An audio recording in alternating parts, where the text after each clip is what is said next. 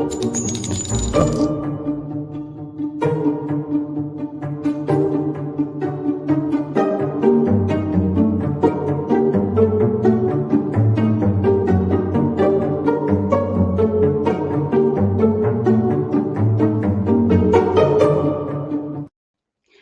everybody, welcome to the True Crime Squad. I'm Christy Brower here with my sister and co host and partner in crime, Katie Weaver. Hey, Katie, how are you doing Hello. this morning?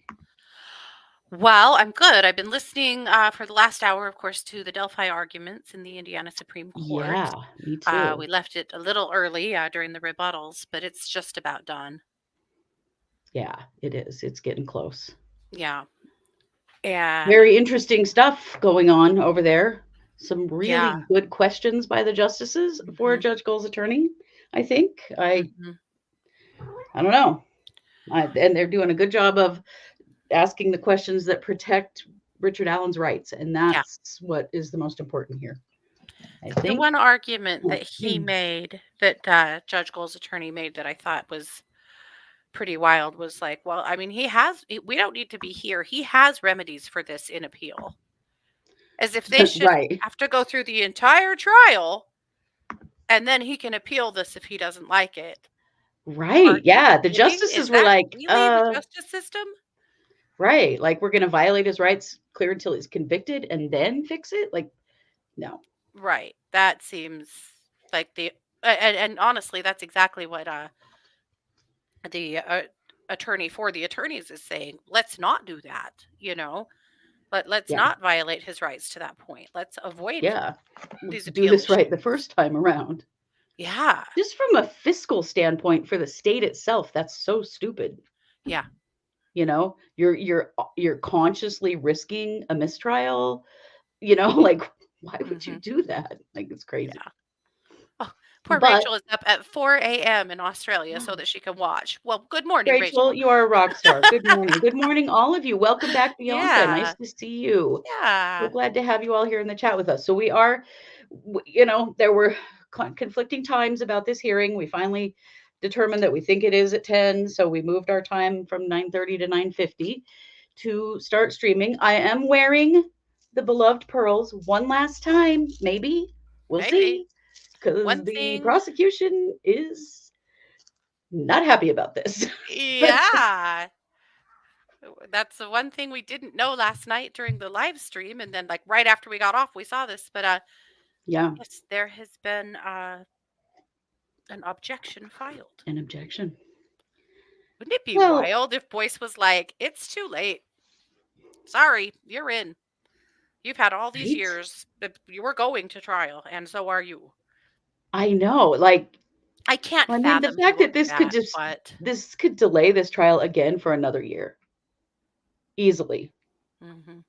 And why isn't it possible that John Pryor could be second chair and they assign a public defender death penalty certified, just like with John Thomas? And then he could be in training Maybe and he my could be paid understanding as a is he public would have defender. to be third chair, Oh, but third chair. Okay. maybe I'm wrong. That was what had been said in the past, is that he would actually have to be third chair.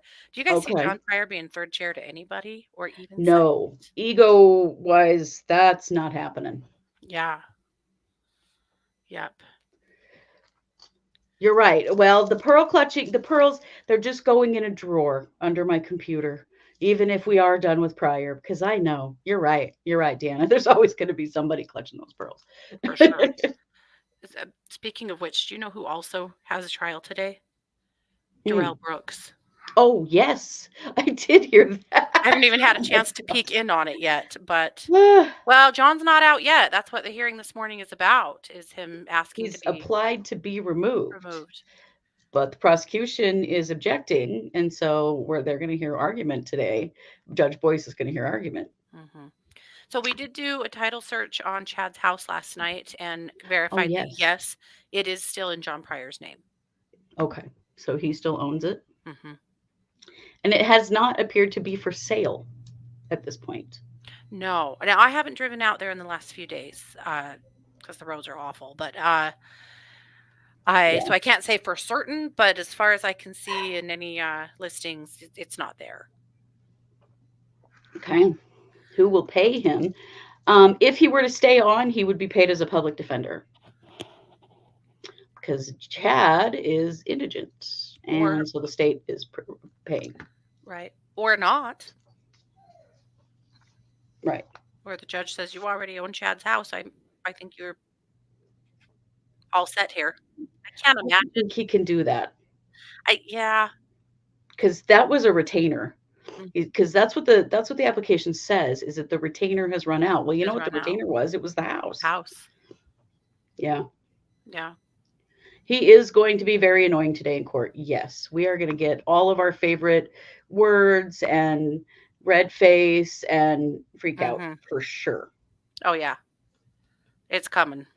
Hmm. Also, did you guys hear what happened in Michelle Trachonish yesterday? I read some things, but the During a nanny was break, on the. during a break, one of the jurors waved and called out to one of the prosecution, one of the attorneys. We love you. You're doing a great job. Are you kidding me? She was an Uh, alternate, and she is no longer. I was gonna say she's out. She was swiftly sent home. What Well, the that's only hell? a six-person jury, and so they fought really hard to get. They have five alternates. Well, four Mhm. now because they Mhm. were worried with only a six-person jury. Losing anybody is a big deal. Yeah. Who would he sell the house to? Well, back to Chad's kids, or frankly, right now, people are moving to this part of Idaho so fast that that house would sell in a heartbeat. Maybe I just For people coming from ooh, outside the area that aren't familiar with this situation, maybe. I'm gonna shut my office door. I can hear some nonsense going on. uh-oh. I'm just keeping the judge's YouTube channel refreshed because we're just waiting to see that live stream come up. They love to pop it up and then immediately go live. Yeah. They don't. I don't know if they just don't know how to schedule, but it would sure be great if they did. I don't think they want to. I And feel maybe like they it's don't. like, okay, fine, we'll do the live stream. Okay, fine, here you go. Yeah, Just really on the DL. As we know, yeah, Judge Boyce really likes when cameras are pointed at him. right, right. Yeah, he's a huge fan. If they drop the death penalty, do we think Pryor would stay on? Well, they're not gonna. The judge has already ruled not to drop the death penalty, so Mhm. that decision is made, and that's part of the However, I problem think here. yeah, however, I think if that was the case, Jennifer, I think that's possible. Hmm. He would have to again stay on as second or third chair, we're not sure, under a death penalty certified attorney. Uh, Yeah, but but I so don't I know think how it's they'd get it possible that he dropped at this would, point. right? I don't know that there's any other standing for that. There's not anything on the books at the moment anyway. Hey Yeah. Carrie, welcome everybody. We're just really happy that you're all here. Right, I can't imagine buying that house either, but you know, it's because we know and have been a part of this case from the beginning. Mhm. For someone who hadn't, but I don't know, there were three murders, three dead Right. bodies on that property, three murders involved. I don't know. If I were to buy that house, which I would not, but if I were, I think the thing to do would be to put up a memorial on the property to Yeah, to say back, in this piece, back in the pasture or against the fence, or depending on how you want to use it, because that's a pasture with a little fencing that could have some livestock in it. That could be, right. more than just a big empty field like it is now. But Hmm. I think somewhere on the property, if you put a very tasteful, nice little, I don't know, plaque or monument or something Hmm. that honors Tammy and the kids, and then move on. Maybe you could do it and be okay. I wouldn't buy that house because of the location. The location is horrific. Oh yeah, it's especially in the winter. Uh, It would not be a fun place to live. no. That road is so busy and Yeah, so fast, and it's a two-lane country highway. it's I narrow know and we've told dangerous this as story hell. before, but kitty corner from that house, there was a horrible, horrible wreck when we were in high school. Yeah. with a whole bunch of kids. They were in a giant, like 15 passenger van. Remember, we live in Rexburg where everybody has 1,000 kids, and there's a Hmm. lot of those big vans and stuff driving around. And some kids we knew, some of them actually, their parents lived down the street from me, uh, Hmm. were all going sledding out at the sand dunes. So, not very far from that house, just a couple of miles, there are these huge sand dunes that are just a geographical anomaly because Yeah. this used to be an ocean a bazillion years ago. Hmm. And people sled there, they snowmobile there, they ride four wheelers there all the time in the summer. People come People from come from, everywhere. yeah, all over the world to go there Mhm. and get It's killed there. It's a very yeah, dangerous place. very dangerous place. At any rate, in high school, this huge 15 passenger van full of kids was headed out there to sled. The driver was Christy's age. He was a senior, I think. Was he a senior at this time? Mm. Maybe somewhere right in there. Yeah, I think, And yeah, junior or senior. I can't remember yeah. for Anyway, sure. they lost control, spun out, hit a truck, and had a horrifying crash where several kids were killed right on that corner, just And kitty other corner kids from were Chad's like house. seriously, seriously injured. It Seriously, was seriously terrible. injured. One family lost 2 daughters. They had 3 daughters in that van, and 2 of them Yeah, died. It was yeah, absolutely horrible. And so every time I drive through there, yeah, they put a flashing light on that corner after that. I think it's gone now, actually, but they did for a while. And every time I drive through there, that's all I could think about was that wreck. yeah. I've always equated that corner with death. And then And then the this Daybell happened. thing happened. Yeah. Yeah, it's crazy that it's all in that same area because, yeah, Hmm. crazy. Yeah. Well, I'm very curious today because I'm sure that the prosecution's big problem with this is the yet another delay. Yeah. JR said, other than all the crazy murderers in Idaho, Idaho sounds like an amazing place to live. But it's nothing I'm not familiar with in New York, a New Yorker here. Right? There are great things about here, about this place. I mean, we're, Oh, yeah. living 2 hours from Yellowstone Park in two different directions. I Hmm. mean, it's a beautiful place. We love it here in a lot of ways, but yeah, there's a lot of problems here too. And there's was a discussion just happening in the chat about would Chad be a danger to society without Lori? Oh yeah, he already was even before all of this. Hmm. Um, he's been building a cult or trying to for a long time. Hmm. He's convinced of his deity status, I think. Oh, yeah. And these two of course fed that with each other. But it was already happening with him prior to that. Oh, yeah. Bianca, I haven't heard an update in a while about Chad's kids. Are they still supporting him? Nobody knows. Chad's kids They're are dead silent. totally silent. I'm going to assume yes, but obviously they can't support him financially any longer. So, I think it's split. I think, but the ones that don't support him just don't say anything. yeah, I think they're desperately just trying to hang on to their lives and their jobs and their businesses and trying to not be associated with this if in any way because they all live around here still, which yeah, kills me. I, right. I would move. I would have gotten the hell out of here. I mean, the one son is a teacher at the middle school, and I know people who've had kids in his class, and they've all said that he just, he's acted completely normal. They said he occasionally will mention his mother in a just like, oh yeah, when I was a kid, my mom used to do that or something. But Yeah, that's kind of it. Of course, I mean, like he's going to discuss this with kids. But you never know. Kids right. sometimes are pretty brazen. You never know. Some snot nosed brat would say something terrible too. To him. Well, you would think that he's got to have at least been asked by Oh, I'm some sure. students, Yeah. but I'm sure he probably just says, "I'm not going to talk about that." Yep.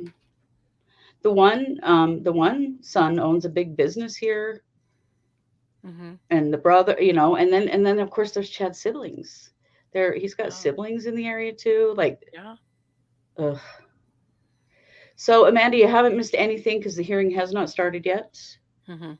So we are just waiting for that to happen, Mhm. as There's usual. another family in this area whose last name is Daybell, not Daybell, but Yes. Daybell.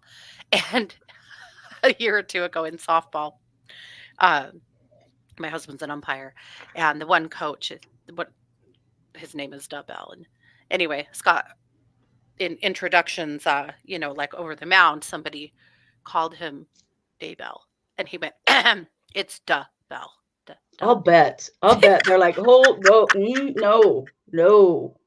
don't, please don't ever call me that again." When this first case first happened, we were confused about that name because we went to school with the Daybells, and I was like, that's not how they spell it, right? That's for a bit I was confused about whether or not that was the same family, but Mhm. it is not at Yeah. all.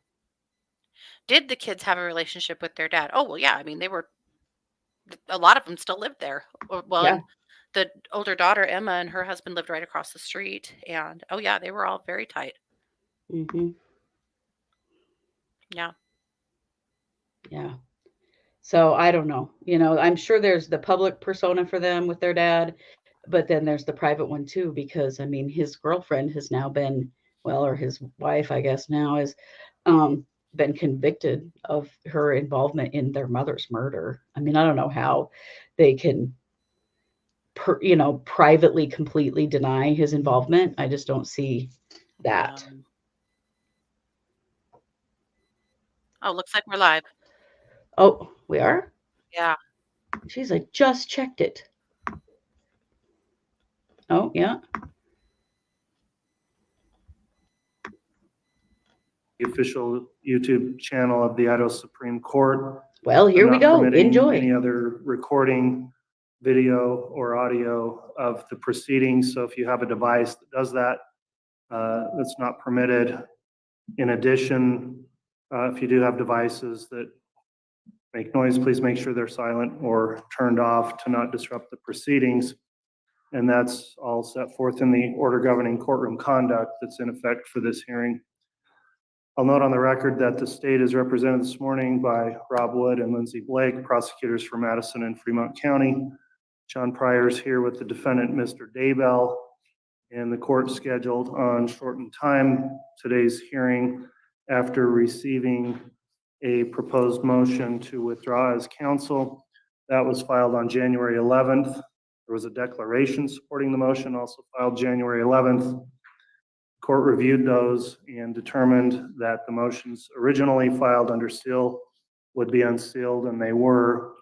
The state then yesterday on the 17th of January filed a objection to the motion to withdraw.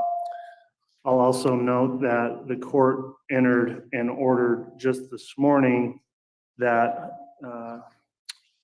unsealed the previously sealed order of the court as it related to a August 25th, 2023 order. And I've provided copies of that to counsel, but it does have some relevance to today's proceedings. So let me confirm that. Mr. Pryor, you would have already had a copy of that order, but from the state, Ms. Blake or Mr. Wood, did you receive the court's order unsealing the August 25th from last year order and a copy of that order? Yes, Your Honor, they were provided to counsel today. Okay, thank you. And they're doing construction right through the doorway here, so counsel could speak up probably into the microphones, unfortunately. Try to make the record as clear as we can here. Mr. Pryor, are you ready to proceed on your motion? Yes, Your Honor. All right, and who will be arguing on behalf for the state today? I will, Your Honor. Ms. Blake. All right, Mr. Pryor, then, as I mentioned, I've reviewed the motion. If you'd like to submit arguments in support of the motion, you can do that at this time. Judge, because of the microphone, may I have permission to remain seated? You may, and if you just pull the microphone right up close there, Mr. Pryor, because of this noise from construction, that will be helpful. And Judge, I was advised by your clerk that the microphones are doing quite well and that I should probably, and is my voice at this point acceptable, Madam Clerk, in terms of the tone? It's not washing out? Yeah, it's fine. We're picking it up. Thank you. Judge, I appreciate the court releasing the order from 8/25/23. The court's well aware ex parte that I filed in January of 2023, well over a year ago, a year and 7 days, a motion to seek additional counsel. And the court identified the fact that at this point, being privately retained, that Mr. Daybell may not be eligible for having additional attorneys represent him. And I'm relying on the court's interpretation of that statute. And Judge, what has transpired, and as a matter of procedural history, in middle to seeking additional counsel, I believe that was probably about 2 years ago.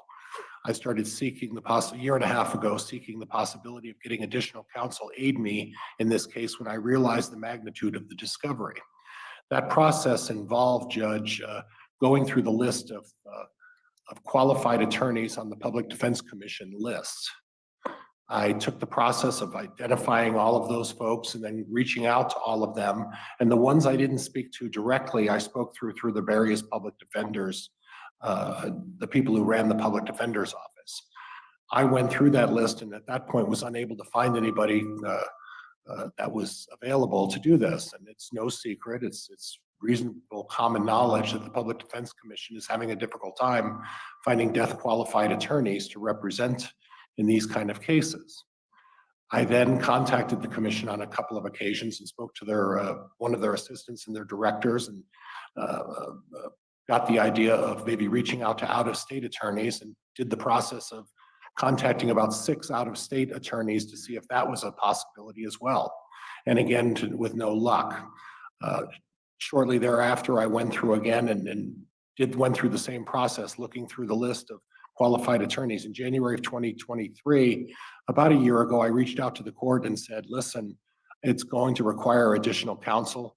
Mr. Daybell is indigent. He doesn't have the ability or financial ability to hire another private counsel at this point. And the court went through its analysis and thus came up with the order that you released today, Judge. What has transpired, Judge, is that approximately in Judge, I don't want to misstate, so I want to be very careful about this, but I believe, and it was in October of last year, I reached out to a private attorney that I know and asked him if he would consider becoming death penalty qualified to aid me in this case, and he agreed to do that and started the process. He has been in relative contact with the Public Defense Commission, and at this point, up until today, when I spoke to him this morning, the holdup is the CLE, but that, you know, whether it's no fault of his or the Public Defense Commission, and I'm not putting any blame, but at this point, there's no appointment, there's no decision that has been made, and I'm really unclear because the commission won't tell me his status, only I can get relayed by what he's telling me. But it came to,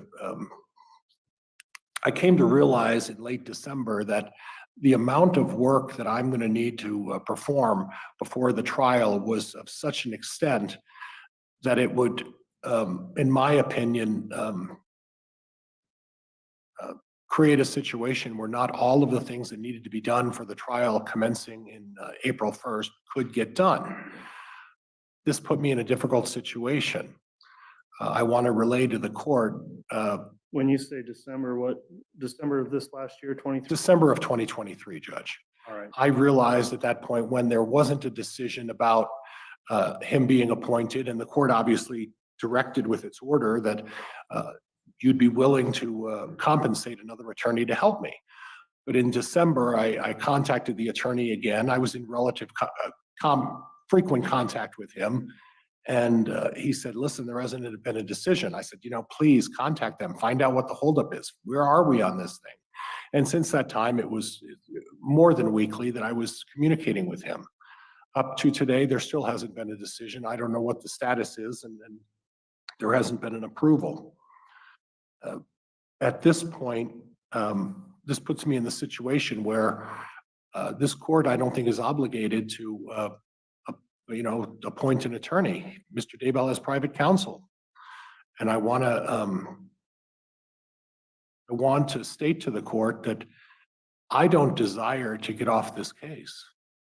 I want to stay on this case, and regardless of Mr. Daybell's financial situation, I want to stay on this case. I could care less about the money.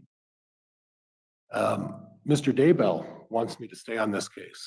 Well, that's not really what your motion says, though, Mr. Pryor. Your motion says you want off the case because it's going to cost too much for you to work, the work it's going to take to get it through trial without compensation. So Right, and that's correct, Judge. this is an important issue for me today. Are you wanting to withdraw because you think you deserve to be paid for the work you do, which I understand? But when I'm considering the standards under Rule 44.1, which is discretionary under Part A, on a leave to withdraw, I may allow you to withdraw for good cause. And what I'm trying to determine is, do you want to withdraw because you're not being paid enough to continue through trial? Or are you seeking to withdraw because you're simply not going to be prepared and ready for trial? Judge, the situation is this, is that when I say to the court, and I'm saying that in all sincerity, I don't need to get paid for this case. The concern is this, is that at least at this perspective, Judge, I'm going to be doing this by myself. And it's going to expend a lot of resources and a lot of time that I'm not going to be able to commit to other projects or other situations. Now, obviously, I'm not taking on a lot of other obligations because of this case. Do I want to get paid? Everybody wants to get paid for what they do. Am I making that the only reason to withdraw? Well, it's twofold. Do I want to get paid for the work that I've done in this case? I do. I'd like to get compensated for the next 2.5 months and for the 2 months of the trial. And I do want to get paid, and I think it's fair. And Mr. Daybell and I had a discussion about this. Mr. Daybell expressed to me that he doesn't feel comfortable me continuing in this case if I'm not getting compensated for the work. And I advised him and told him that I don't need to get paid. I'm willing to do that. So if I'm not being clear, Judge, I'm willing to do it. Do I want to get paid and do I want to get compensated for this case? Yes. Do I think it's fair that I'm not getting compensated? I don't think it's fair. But it's twofold, Judge. The only way that Mr. Daybell is going to be ordered, or the only way the court can order Mr. Daybell getting additional counsel is if I withdraw. And that's the only situation that would cause the court to say, all right, Mr. Pryor's granted leave to withdraw because he wants to be compensated. Mr. Pryor wants to be paid for the work that he needs to do for the next 4 months. And Mr. Daybell agrees with me that it's not fair that I work for the next 4 months without being compensated. If the court decides to deny the motion, I want to make it clear, Judge, that I'm prepared to go forward and push this case to the end regardless. And I'm committed to that. Do I think it's fair that I don't get paid? No. Do I want to get paid? I absolutely want to get paid for the work that I do. And that's, you know, and if I was unclear in my my declaration, Judge, that's where I stand on this issue. But the only way for Mr. Daybell to get appointed 2 capital qualified attorneys, and the only, you know, and the purpose of getting capital qualified attorneys, Judge, is when the government has to pay for attorneys, they get to dictate what qualifications you need to be a capital defense attorney. I chose not to go through that process and get capital qualified, even though the criteria that they've established, I qualify. But at this point, I don't see any choice if I don't get assistance from another attorney to help me in this case. I don't have any choice but to withdraw. The primary reason is that there is no mechanism that I can see based on the court's interpretation of the statute that allows Mr. Daybell to get assistance mandated by this court unless I withdraw.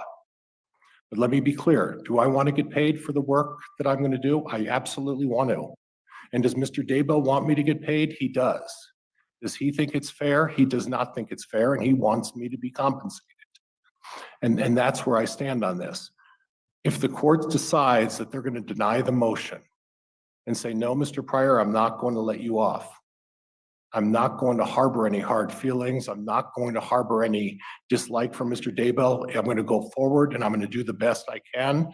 And I'm going to make an effort to try to find someone to help me, even if it's the day before trial. But again, let me be clear. Do I want to get compensated? Yes, Judge. Do I think this is fair? No. But by the same token, primarily, Judge, is the only mechanism I can think of to allow Mr. Daybell to get 2 capital qualified attorneys to help him with this case is if I step away and withdraw from this case. Prior, going back to your preparation for trial, of course, this is a capital case, and if there's a conviction in the case, then under Idaho Code 192515, there's a special sentencing proceeding.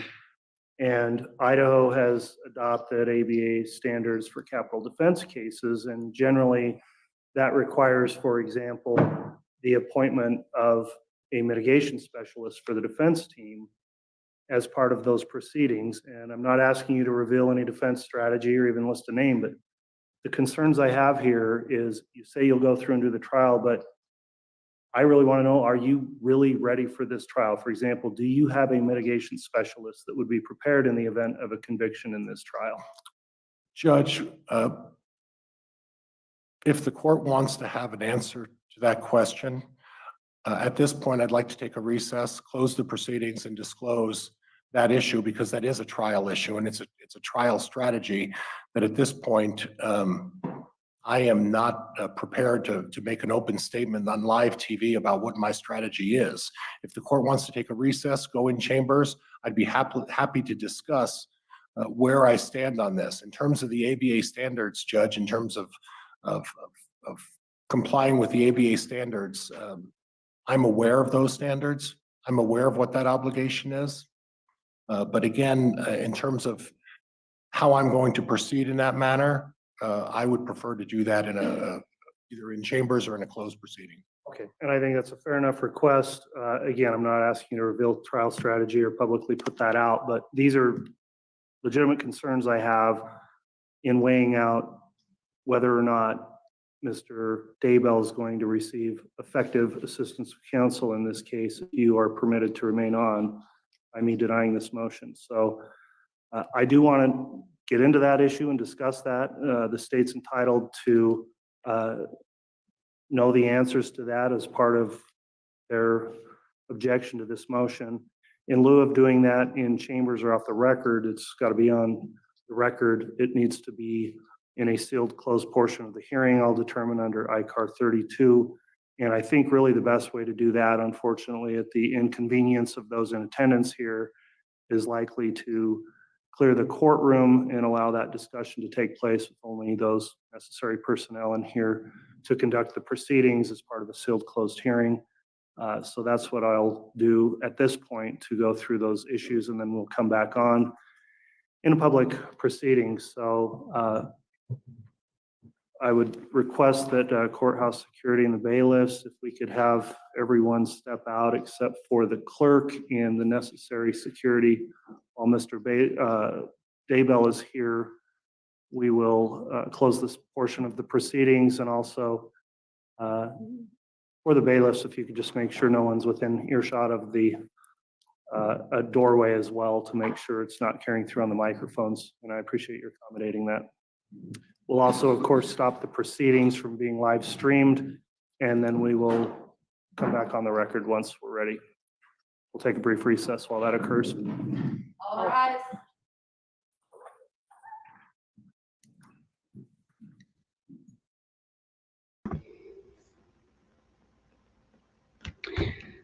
Oh, for hell's sake.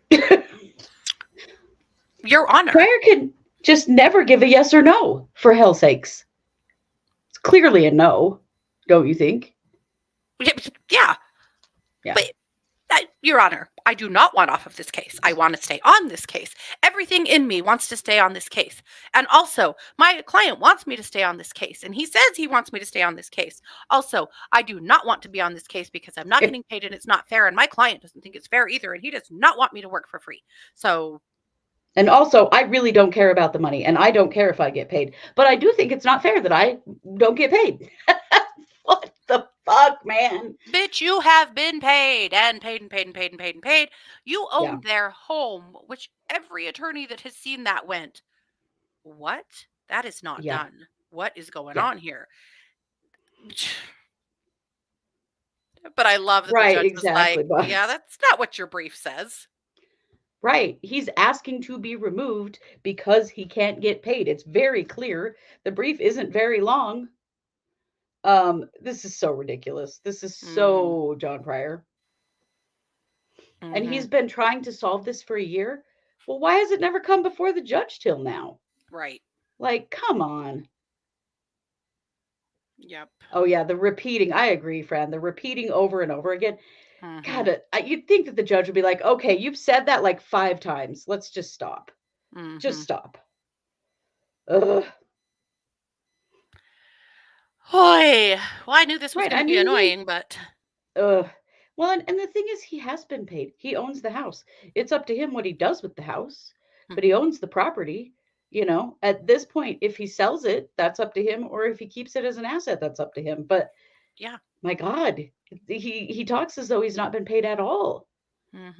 But clearly, that is not the case. Ugh. Why doesn't Chad just pop into his portal for a one-way trip to Vietnam? Well, it didn't work Agreed. for Donna Adelson. No, it didn't. That is true. Oh my Have you God. guys seen the footage of her getting arrested? Yes, we need to share that on case updates next week because Oh, it's here hilarious. we go. Well, and a warrant? What do you mean a warrant? Shouldn't I have been notified of that? That's what we're doing right now, bitch. What do you what? I haven't had a phone call or an email. That's not how criminal warrants work. You get an You get email. notified when you get arrested. Oh, so ridiculous. We're on a one-way ticket to Vietnam there, lady. Yeah, that was hilarious. But this bullshit of I'm still not ready after 3 years. After having known for a very long time that this was a death penalty case, after seeing how Lori's trial went, he's still not ready. How can that possibly be? Do you think that if the judge releases him from the case today, that he will make a bar complaint? The judge will? Maybe. I mean, there are a lot of questions in why have you waited so long to bring this to the judge? You've waited until 2 months before the trial starts to bring this to the judge? What the hell? Why? Yep. Yeah. Pryor is a nightmare. Can you imagine what he must be like personally? No. He's such a manipulative gaslighter. Ugh. I can't imagine that he is a popular human outside of this case. No, nor can I. But the way he has handled this is so inappropriate, unprofessional. It Such is, a but huge disservice to Chad. well, it is. I mean, that's the bottom line, and that's what the judge is frustrated with is he has to protect Chad's rights. Right. And Chad really has no power in this situation. Yeah, Boyce is beyond pissed. I agree. He is very pissed. And it's ridiculous. But in the long run, they have to do what's best for Chad. They have to protect his rights. Yep. Right, Amy. If he would have just done the trial with Lori, he would have had some help from Archibald and Thomas. And it's true. And it would be done. Yep. But what did he say? Strategize? We don't need to strategize. I have my own strategy. I'm not going to have other people telling me how to run my case. I know how to run my case. Yeah. We all knew you were bullshitting then, bro. And it's real obvious now that you were. Yeah. What strategy, dude? You have no strategy. There is no strategy. There is no defense. We all saw Lori's case put up no defense because guess what they had? Nothing. And when you have nothing, after 3 years, you still have nothing. You can't just keep finding ways to continue or then just, yeet yourself off the case because you don't have anything. Right. Yeah. You can't just continue infinitum. I mean, this case does have to get tried. But, oh my God. But yeah, not having a death penalty mitigation specialist is part of his strategy. How? In what way? Right. I don't understand how that's strategy. Mm-hmm. He's so sure that the jury will not give him the death penalty. I mean, what the hell? Why would you not be prepared for that? Mm-hmm. His boomerang has hit him square in the face, indeed. Yes. Yes, it has. You know, Mark Means ruined his career on this case. Yeah, he And did. I am going to branch out here and say I think Pryor has done exactly the same thing. Yeah, yeah. Victoria Pryor wanted out before Valentine's Day so he doesn't have to get Chad a gift. Very well could be. The way he kisses Chad's ass Oh my God. is so fucking weird now. Where is Mark Means? He's in Missouri. We think he's in Missouri. Yeah, he moved. He left Idaho. I haven't seen him show up on Twitter in a long time. He moved from Idaho to Missouri, and then from there we just don't really know. Well, and yeah, all that shit about I don't really care about the money. I don't care about getting paid, but I do want to get paid. But I don't care about money, but I do want to get paid. I mean, of course you want to get paid, dummy. This is your job. I'm not sure why that is even a question. Yeah. Other than Pryor just loves constant subterfuge. I think Oh, he just annoys people into submission. hey, you want to hear from Mark Means?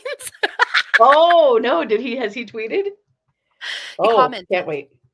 He commented on a Court TV post or tweet on January 12th that says Chad Daybell's attorney, John Pryor, filed a motion to withdraw from the murder case, saying Chad can no longer afford his services.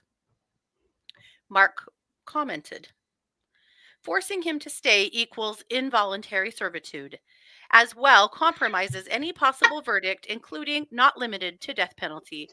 Better to grant and vacate and then push through and lose if convicted on appeal. Then again, exposing the underbelly of East Idaho on appeal would be revealing.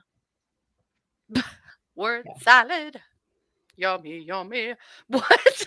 Well, and frankly, Mark Means, who cares about your opinion?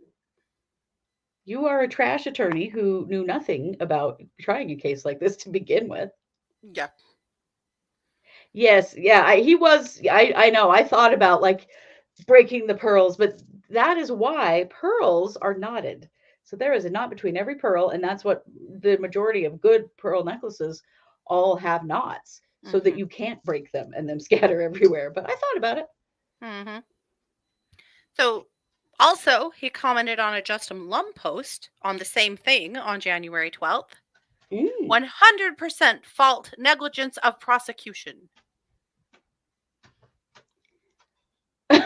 Really, Mark? In what way? Please feel free to cite your list of negligences, because what are they? Mm-hmm. Negligence. It's the prosecution's fault that Chad can't pay his attorney. And then Justin Lum said, the state will therefore pay for 2 public defenders once again. As we know, Vallow's trial ended in 3 murder convictions related to the deaths of her 2 children, Daybell's first wife.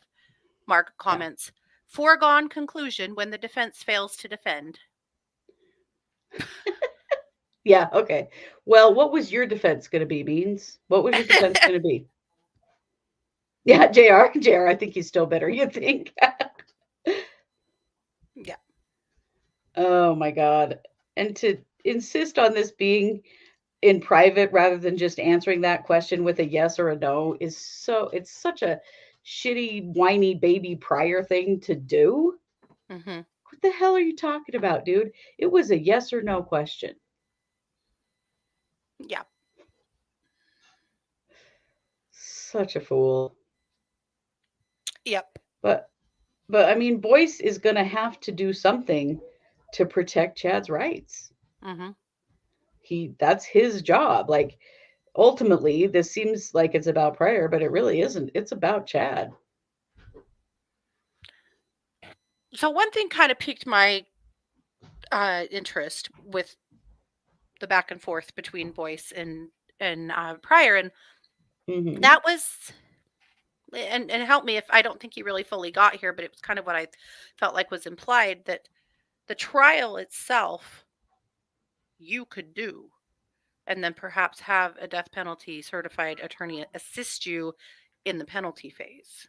And yeah, he was kind of heading that Edging there, direction. I wasn't thought he? so too. Yeah. Yes.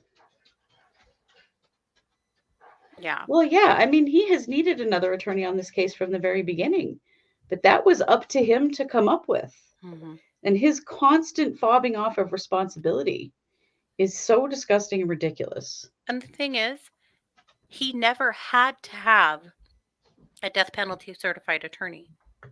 No, They are private pay. All of this I've been trying to get. Well, you didn't have to. right, You didn't have to. You didn't want to have to split that retainer. You didn't want to have to share the money that was coming in. You wanted it all.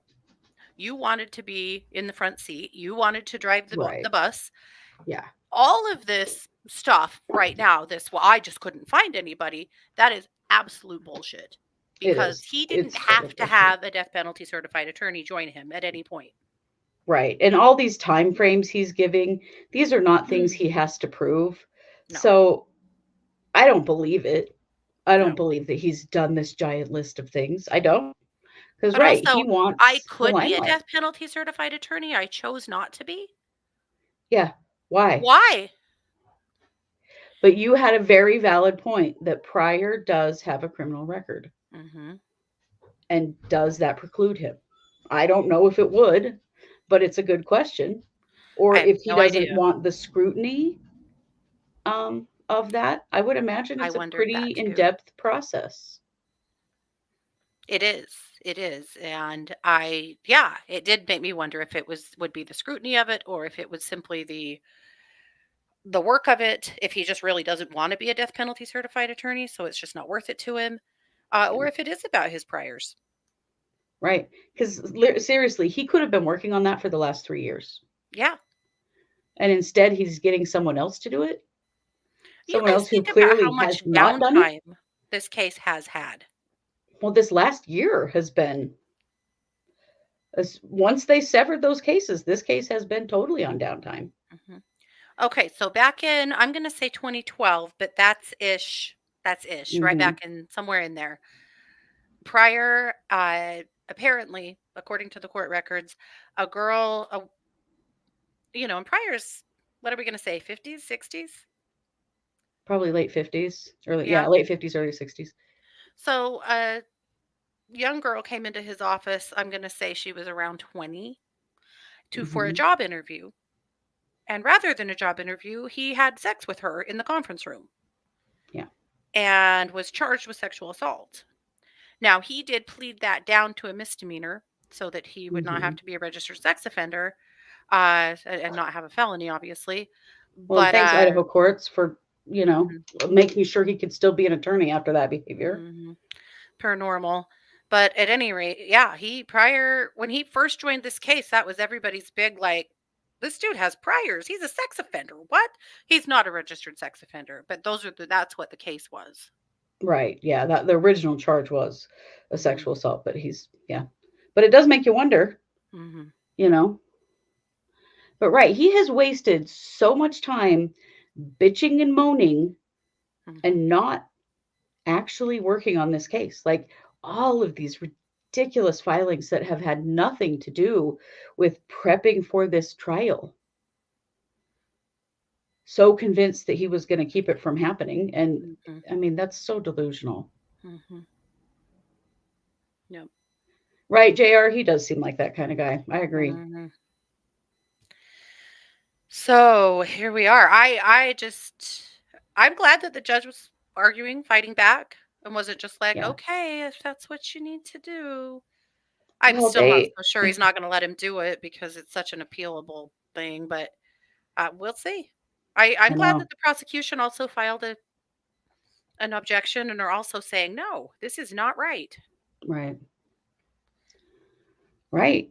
Because to wait till now, he's known for a year.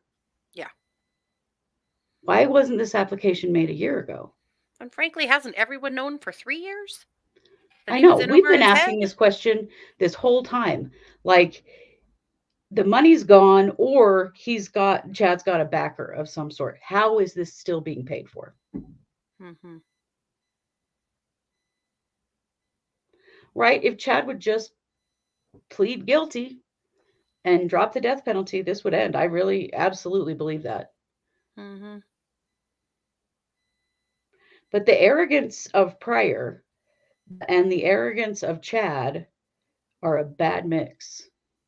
Mhm. Because somehow Pryor still thinks he has a way out of this for Chad. And I don't know what the hell that is. Nope. I mean, his accomplice is guilty on all counts and is never getting out of prison. So all those bodies were on his property. How is Yep. he not as much or even more culpable, really? Mhm. Right? They are two entitled, full of themselves men who, I don't know, they think they can always work something out, and it's just not going to happen. Yep. So I'm going to say that what I can see from some of the Twitter attorneys I follow, they are feeling real good about what happened in Delphi today. Good. I really appreciated the questions that were being asked of Judge Gold's attorney. I think those justices had significant questions and concerns. Yep. Yep. And the idea that this could all just be worked out after the trial is a bunch of shit. That's not protecting anybody's constitutional rights. No. And every day that Richard Allen sits in a supermax prison, his rights are being violated. Every day. Well, and I'm glad that they brought that up. Mm-hmm. That they brought up the fact that, the application has been made to move him and pleas based on his mental and physical health and safety, and how that has been ignored. Yep. Yep. Yeah. Right, Victoria, I am too. I'm glad that both of the kids' bodies have been released, so that in a lot of ways, the family does have the ability to move on. Absolutely. Right. I mean, Tammy's family at least has had the luxury of having her buried. I mean, they did have to go through her being exhumed, which I'm sure was horrifying. Oh, But yeah. then she was immediately reburied. I mean, they've always known Right. where her body was and had a grave and a headstone and a place to grieve. And that's something Yeah. that sure wasn't given to Tylee and JJ's families. Right. Yeah. So I'm glad. But yes, Pam, you're right. It is our understanding that, plead guilty on all counts and we'll take the death penalty off the table has been offered and refused. That there have been some real ridiculous expectations, like possibility of parole. What the hell? In 3 first-degree murders? That's never going to happen. No. And that's the thing for the prosecution. They don't have much motivation to do a plea because they slam dunked the last trial. They'll do it again. Right. They have more forensic evidence against Chad than they did against Lori. Right. And this all happened on Chad's property. I mean, yeah, Chad was so literally it's not even funny. Yeah. Yeah. I know. So the fact that this is still the battle and that there isn't just a plea here is I think the most infuriating part of it. And egregious, really. I mean, there is nothing to gain here. Right. There isn't. And his attorney they're risking him getting the death penalty. So the objection to withdraw has finally hit the docket. Has it? Because all it was just that the notice, and I'm not seeing anything about what was actually written. Nope, I've got it in front of me now. So here's what they say. I won't read the whole thing, but the state of Idaho objects to counsel's motion to withdraw based on the following. Idaho Criminal Rule 44.1A provides No attorney may withdraw as an attorney of record for any defendant in any criminal action without first obtaining leave and order of the court on notice to the prosecuting attorney and defendant, except as provided in this rule. Leave to withdraw as the attorney of record for a defendant may be granted by the court for good cause. I think that's what his argument was as well, so I'm not sure where this will go. They're also arguing the Sixth Amendment.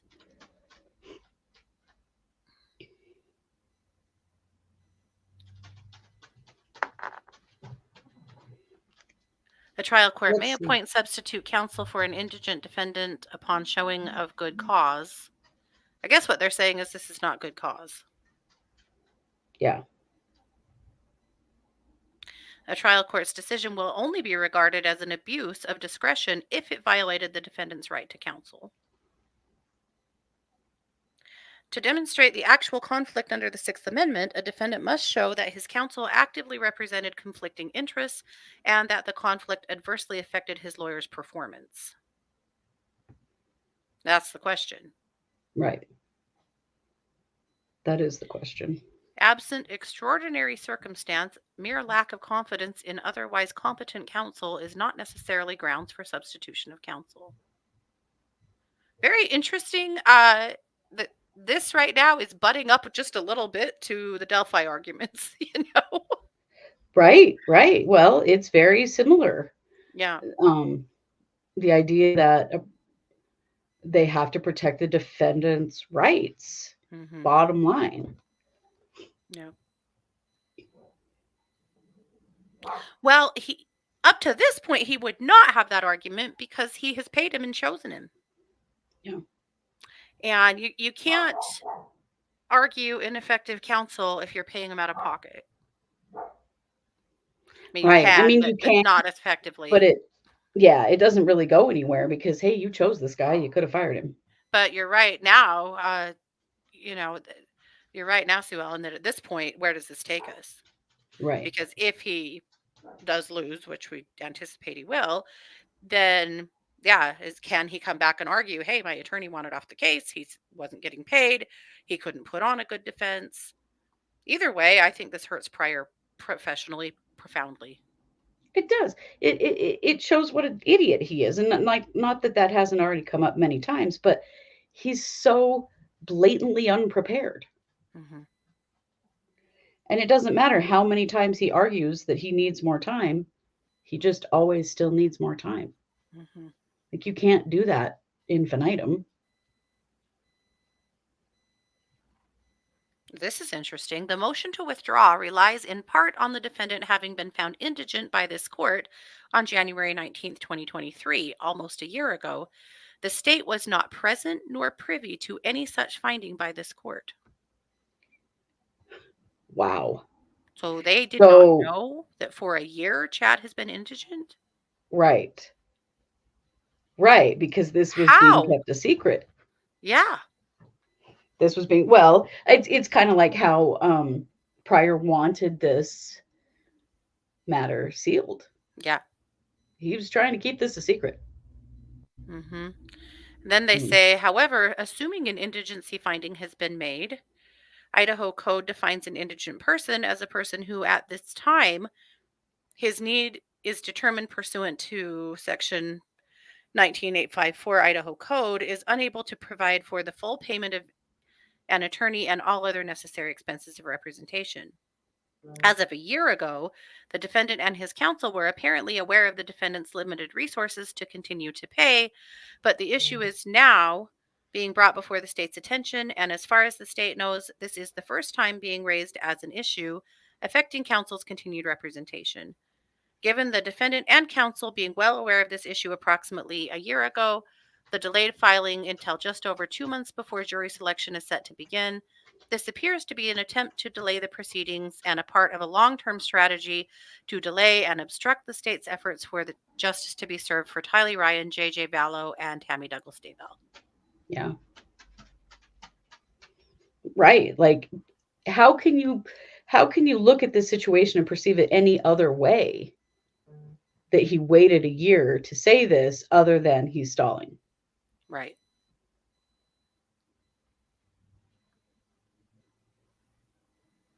It's just gross, man.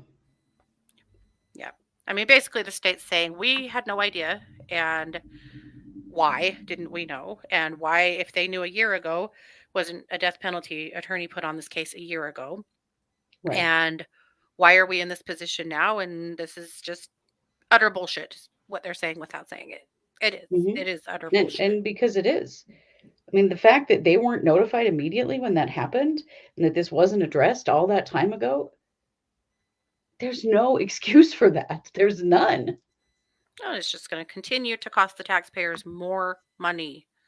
Right. This has already been such an expensive situation. Oh, And yeah. now to do this is just, God. It's insane. Hmm. Right. Right. The nerve. The nerve. But we've been saying that all along, that the ego wrapped up in all of this is a real problem. Hmm. That Pryor's ego is superseding what's best for his clients over and over again. We've seen that. This has been, well, and it's similar to the way that it went with Mark Means, that this has been, Your Honor, they're picking on me kind of situation, and not a here's what's best for my client Yeah. situation. Very similar to the way that Mark Means was handling it. Yeah. Which I think is just more evidence of their lack of experience for this kind of a case. Yeah. Right, Christine. I know the idea that the prosecution would agree to a plea that allows for possibility of parole is so laughable. Hmm. It's just insane. How could anyone, as a rational human being, look at this case and think that he's going to have any right to parole at all, Yeah. or that he should? This dude is a danger to the world.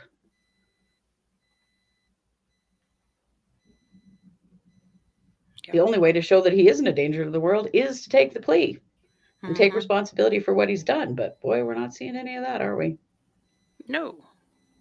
Are they going to let us join again? Yes. So they're having this private conversation, and then it will we'll be coming back to, so because the prosecution still needs to argue their objection, Hmm. and Pryor probably has a bunch more crap to say 47 more times.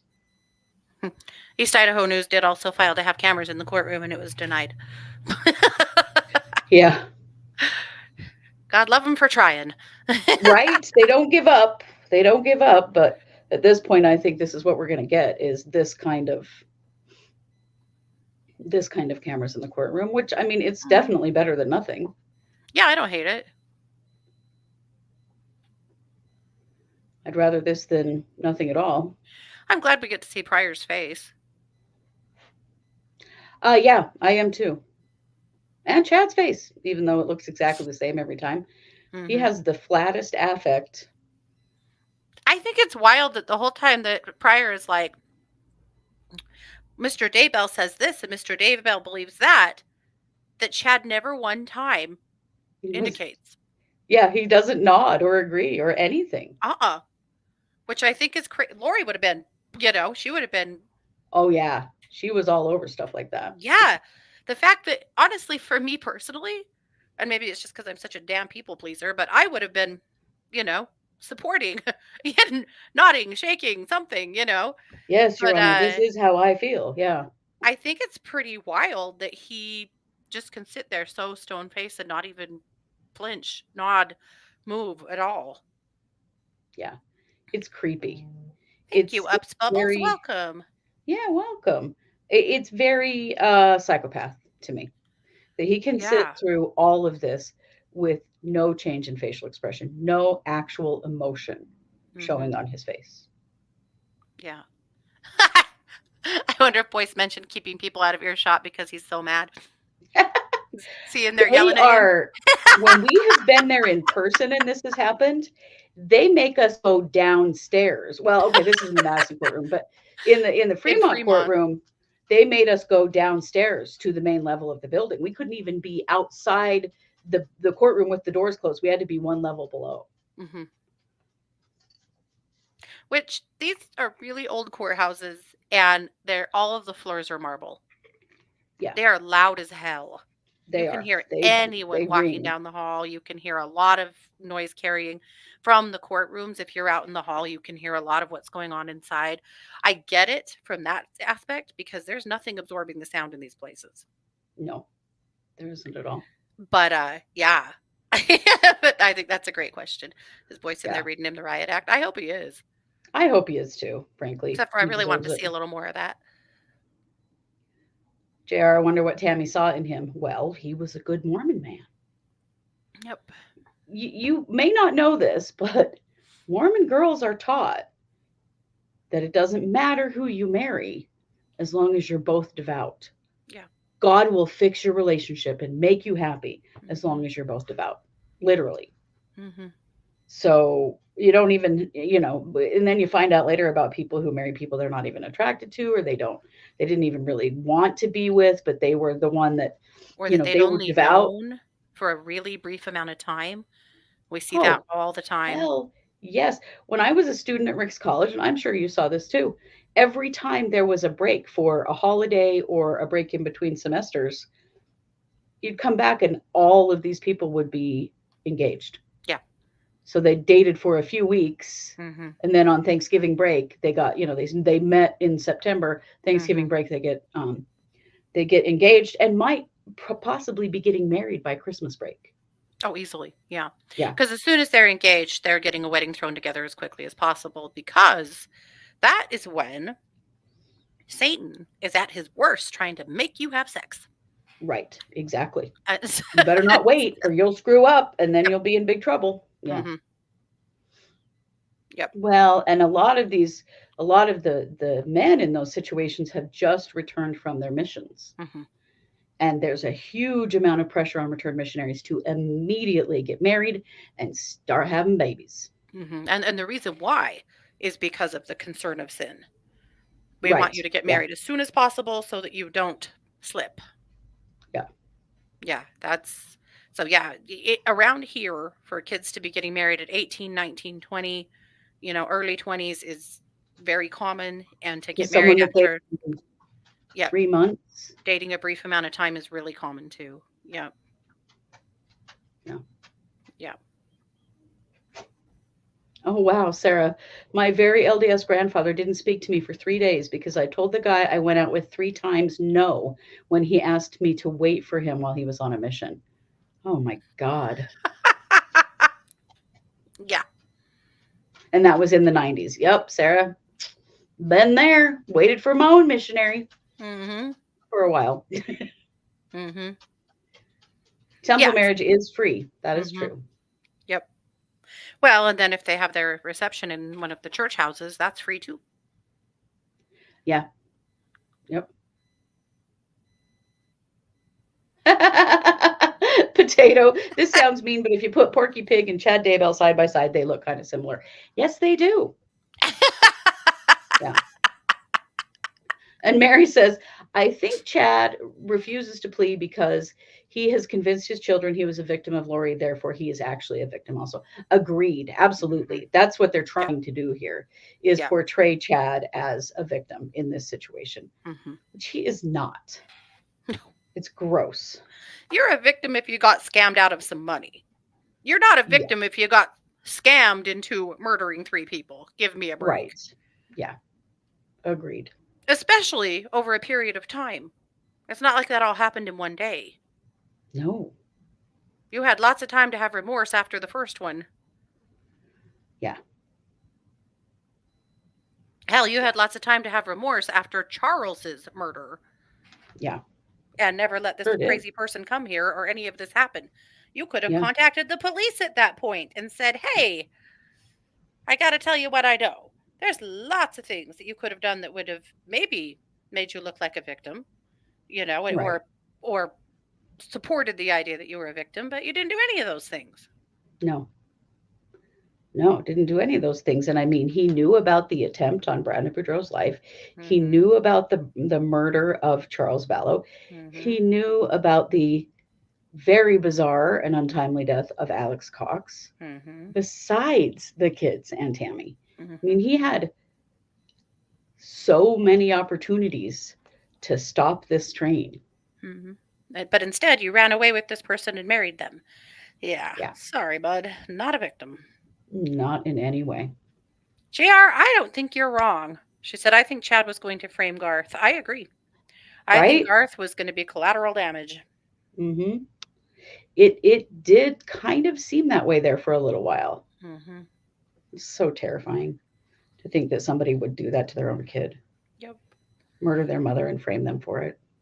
But you can't put anything past Chad or Lori. They No. would literally do anything. There is no moral compass in them at all. No. Yep. Yep.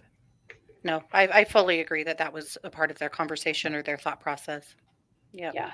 Well, I mean, Chad obviously doesn't give a flying fuck about his own kids. No. He doesn't care about them. Arizona has already said they are not going to implicate Chad. Yeah. But at the end of the day, Chad's the one that was on the phone trying to get a crematorium for the cheapest price to cremate Charles as soon as possible after he died. Chad was all over that. He So was. There in was some reality, definite involvement there, but yeah. But they've already said they're going for Lori, not Chad. yeah. Yeah. I mean, the way that he talked in text messages to Lori about referring to his family as the Dursleys, and he's like Harry Potter living under the stairs, and you know, like that weekend he was all bummed out, wanted to see Lori, but he couldn't because some of his kids were graduating from college, and a bunch of family was there, including his own parents, to support them, and all he could do was bitch to his shitty girlfriend about it. It's so pathetic. Also, he called them the Dudleys, not the Dursleys, because he's dumb as hell. That is right. He did call them the Dudleys. I've never gotten over it. Yeah. Yeah. That is right. Unless the storm has encountered a wind shear, this man is not a victim. Oh, Christy, if only. If only. Right, I agree, Deanna. It is an absolute travesty that the Melanies have not faced charges. Melanie is not in court today. Melanie Pulaski's case has been continued again until February 1st. That just happened yesterday. So, okay, Nate posted 5 minutes ago. Court resuming following closed session. We are being allowed back into the courtroom. So we should be back any second now. Good. Okay. Well, we should see it come up. I hope so. I'm just damn tired of hiding all of this from the public. It's not right. This happened in our community. We have the right to know. And Pryor can't answer a yes or no question without a private convo. Give me a break.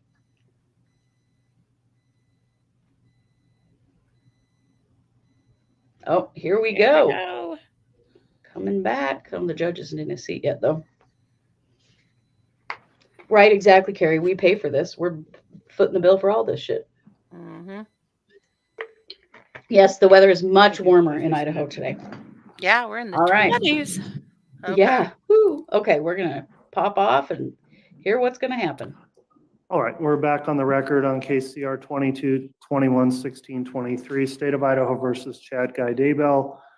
This is a hearing on defense counsel's motion to withdraw. The court conducted a closed portion of the proceedings to make further inquiry, and then in addition, conducted an ex parte proceeding without the states present to inquire of the defendant regarding counsel. And with that concluded, now the defense has presented their argument in support of the motion. So at this time, the court will consider the objection from the state, noting that this was a shortened hearing, so the objection was filed yesterday, which I do find timely. I have read and considered the objection, and Ms. Blake, if you'd like to present argument in support of the objection, you can do that at this time. Thank you, Your Honor. First of all, the state recognizes that this is a decision that is solely within the court's discretion. I think Idaho Criminal Rule 44.1 clearly outlines that. It does indicate that a motion to withdraw can be granted, or may be granted by a court for good cause. The state also recognizes that the Sixth Amendment guarantees a defendant the right to counsel. There have been additional courts that have reviewed that and provided some additional interpretations, which includes a defendant's right to conflict-free counsel. The state is appreciative of the court conducting an inquiry today because case law also lays out that a trial court's failure to conduct an inquiry into any conflict may result in a reversal of a conviction down the road. Additionally, the onus is on an attorney seeking to withdraw to present sufficient facts to support the motion. I think from the state's perspective, we are a little confused today because we read the affidavit that was presented to the court. Most of our motion was in response to that. The court has in fact done the inquiry and answered most of the questions the state had, also unsealing the order from the January proceeding where the defendant had referenced that Mr. Daybell was found indigent. We now have reviewed the transcript of that, and that did answer some of the state's additional questions. One being that there was an actual finding of indigency. The reason that that's so important in this case is because the Idaho criminal rules outline if someone is charged with a capital offense and they're found to be indigent, I think the term they use is needy, but the equivalent, and they choose to hire counsel, they're allowed to do that. They can have private counsel of their choosing. However, if they opt to request the court appoint counsel, then there's certain requirements, and that includes having a capital qualified first chair attorney and a capital qualified second chair attorney to assist them in the proceedings. In addition to that, it flags some additional requirements that the public defenders have to comply with. And there are quite a few of them in that list that must be complied with. But again, if a defendant opts to have private counsel, I think they do so knowing that their private counsel would not have to comply with those, or at least their counsel should be advising them of that. But they could also choose to forego having private counsel once they're found indigent in order to allow capital qualified attorneys to be appointed. In the review of the proceedings from back in January, it appears that there was a request to have some additional counsel assist on the case, and that was made by Mr. Pryor with his client, Mr. Daybell, present.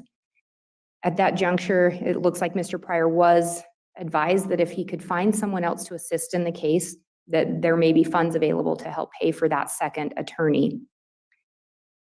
In later proceedings, it looks like the court revisited that issue when no other attorney made an appearance. And at some point in those proceedings, Mr. Daybell was asked and essentially waived his right to have capital qualified attorneys. He opted to stick with Mr. Pryor. What's frustrating for the state is back in January a year ago, both the defendant and Mr. Pryor were aware of the defendant's financial situation. They clearly presented it to the court for the finding of indigency. At that juncture, they also were well aware that there was no second chair helping on this matter. So here we are a year later, and for the first time, this issue is being brought up that, hey, I actually want to withdraw because I'm not going to get paid. I'd have to work 24/7 in order to be prepared for trial and still probably can't get everything done in time for trial. So we've got two issues within that motion. One, the not getting paid, and the second one, whether or not Mr. Pryor can be prepared for trial. The state tries to be cautious in interjecting ourselves too much when it comes to a defendant and their choice of counsel. However, I think the ethical rules and other rules mandate that prosecutors try to ensure that defendants have the right or are advised and actually have counsel representing them in proceedings. When we look at that requirement of the state, as well as some of the other factors the state has to consider, such as appellate issues, the state tries to be cognizant of those and do our best to avoid creating them. I think that's what the court has indicated here today. The real question is, at least for the state, the finances the state's staying out of, but the real question for the state is, can Mr. Pryor be effective at trial? The state doesn't want to redo a trial. We don't want to get through trial and then have an appellate issue that requires us to do that again. While the state is extremely frustrated that this is being filed so late, and we are frustrated for the citizens, we're frustrated for the victims in this case. If this motion's granted, the state fully recognizes it's going to cause a pretty significant delay. And now the victims' families have to wait that much longer. The state now has to absorb additional costs. It's frustrating, But in looking at the big picture, we also want to ensure that we don't have counsel that cannot be adequately prepared for trial. When I said the state was a little confused today, the reason for that confusion is I'm referencing what was said in the motion. What's been presented here in court today is very different. So we have conflicting statements from defense counsel at this point. The motion read as if counsel was indicating, I cannot be effective. If you make me stay on this case, I cannot be effective. The reason I say that is no person can work 24/7 on something. We all have to have time to sleep. We have to have time to do other things. So I know it's a phrase used a lot, but the reality is if working 24/7, Mr. Pryor cannot be prepared for trial, what he's indicating is he would be ineffective at trial. What he's presented today is no, I can be effective. The motion says I'm not going to get paid. I want off the case. Today what's being presented is no, I'm fine not getting paid. I'll stay on the case.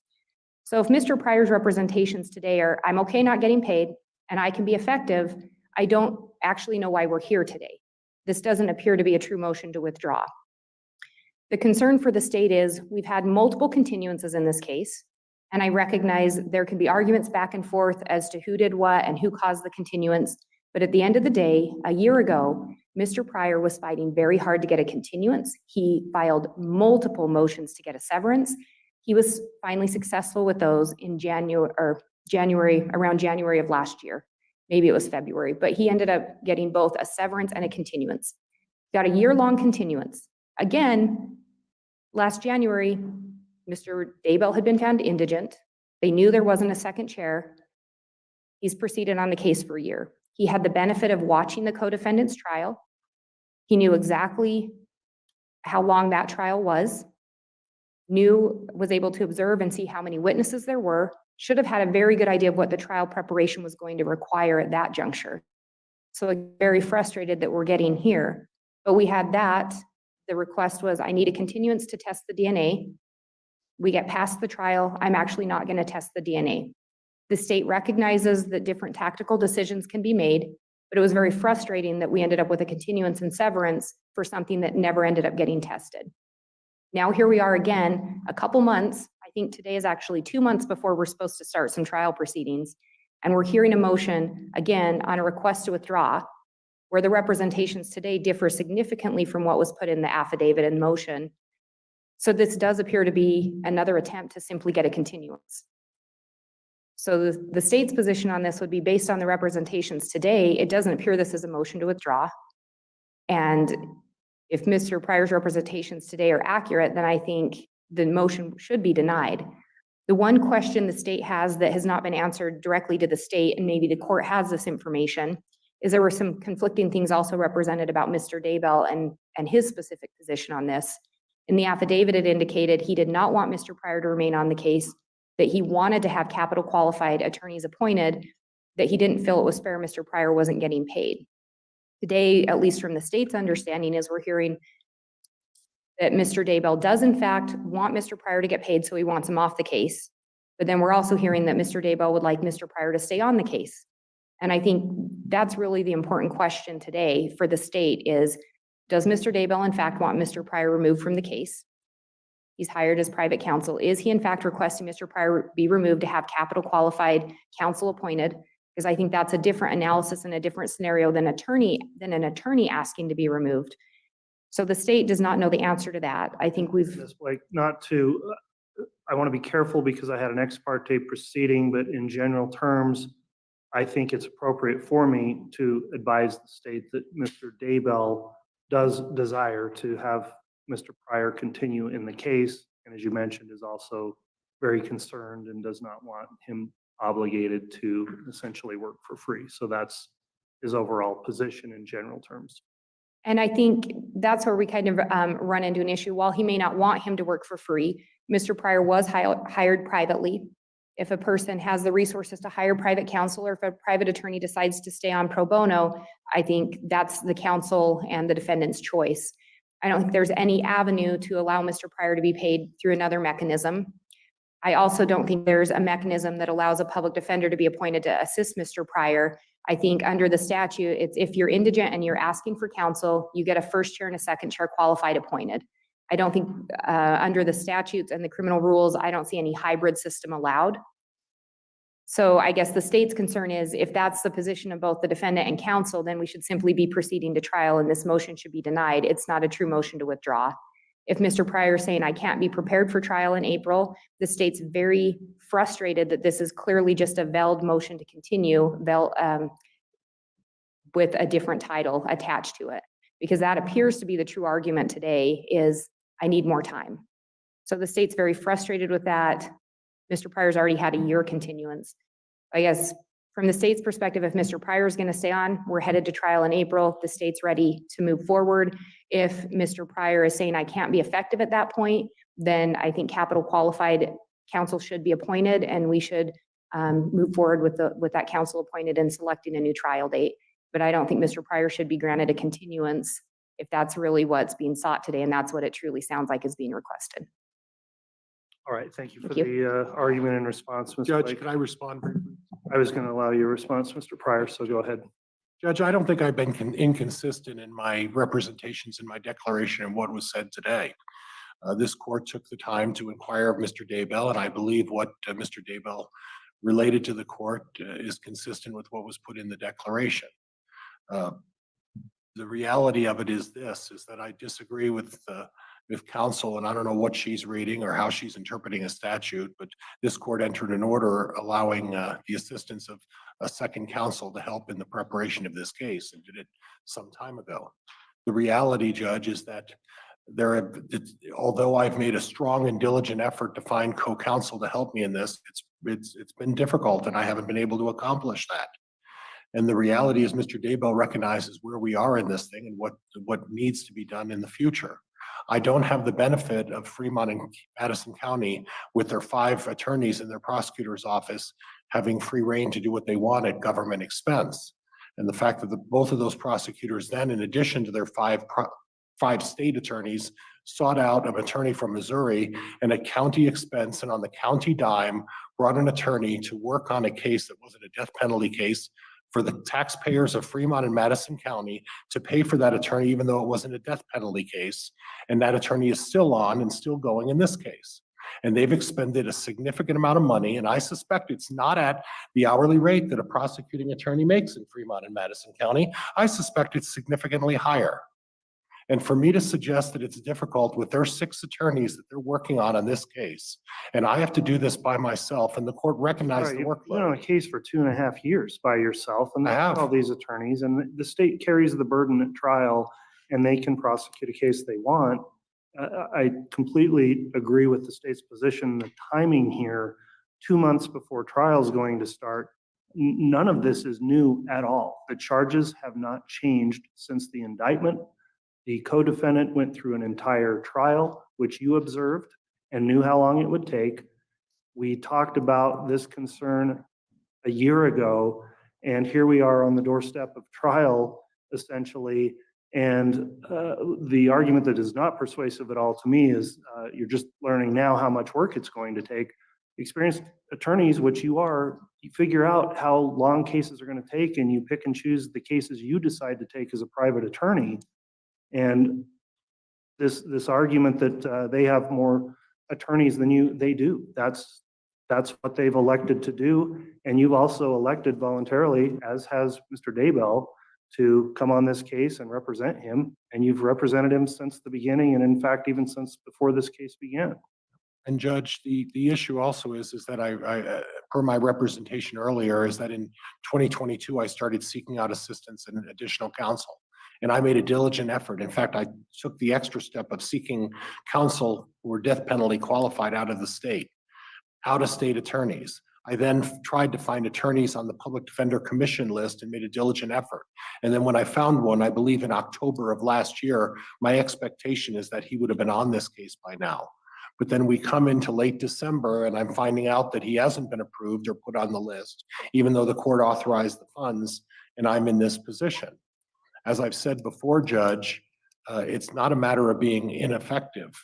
And for the prosecutor to sort of hint at the fact that I've been ineffective, I would remind the prosecuting attorney that the fact is that, and I don't want to rehash this, but any continuance was the result of them not turning over a lot of evidence, and a lot of evidence that I ended up having to go through and make a determination So they can't put any continuance on me when it was their own issue in terms of the discovery.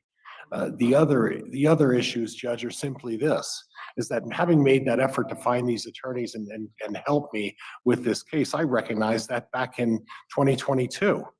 But being able to find someone is a whole different story. And the reality of it is this, is that I'm not making differing statements from what I said today and what I put in that declaration. I've spent a portion of my life representing Mr. Daybell, and I would like to have continued that. But he sees the effort that needs to be go forward. And my expectation was in December or November of last year, I would have had an attorney on by now to assist me in this, and that hasn't taken place.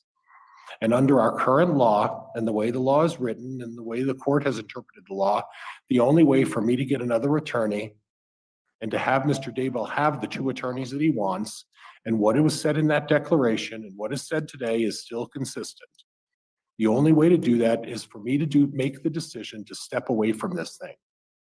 And to step away from this thing would guarantee and require Mr. Daybell to have 2 additional attorneys. Is it something I enjoy or want to do? No. Mr. Daybell knows full aware how I feel about this case and how I wanted to be involved in this case. There has not been any differing representations to this court. The problem is this, and I recognize, you know what, they get to gauge how many attorneys they want. They get to gauge the amount of money they spend. And in terms of getting assistance for a defendant, I'm bound by the rules and the way the rules are written by our state legislature, and I'm bound by the statutes. And being bound by those statutes, I have no choice.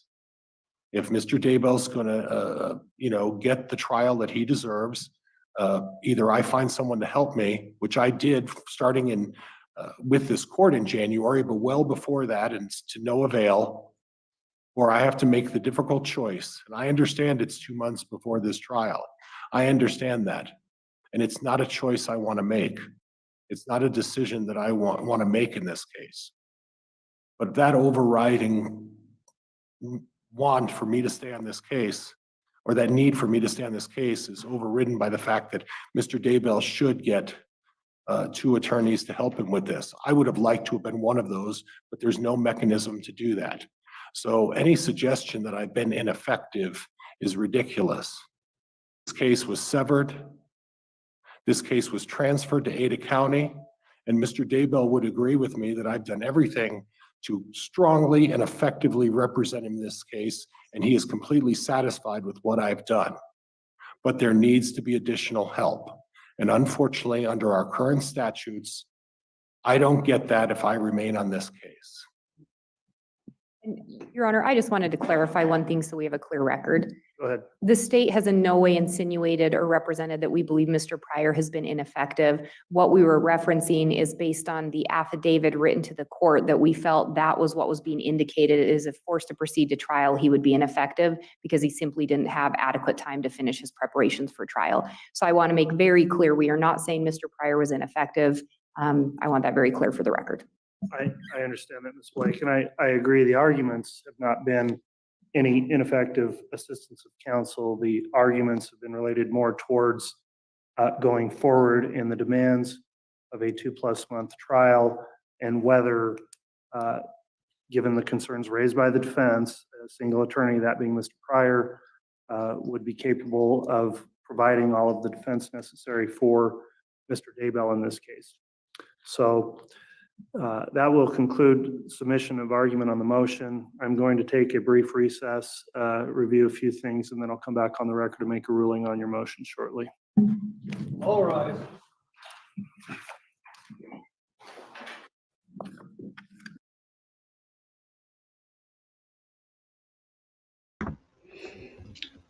For Oh, God's wow. sake.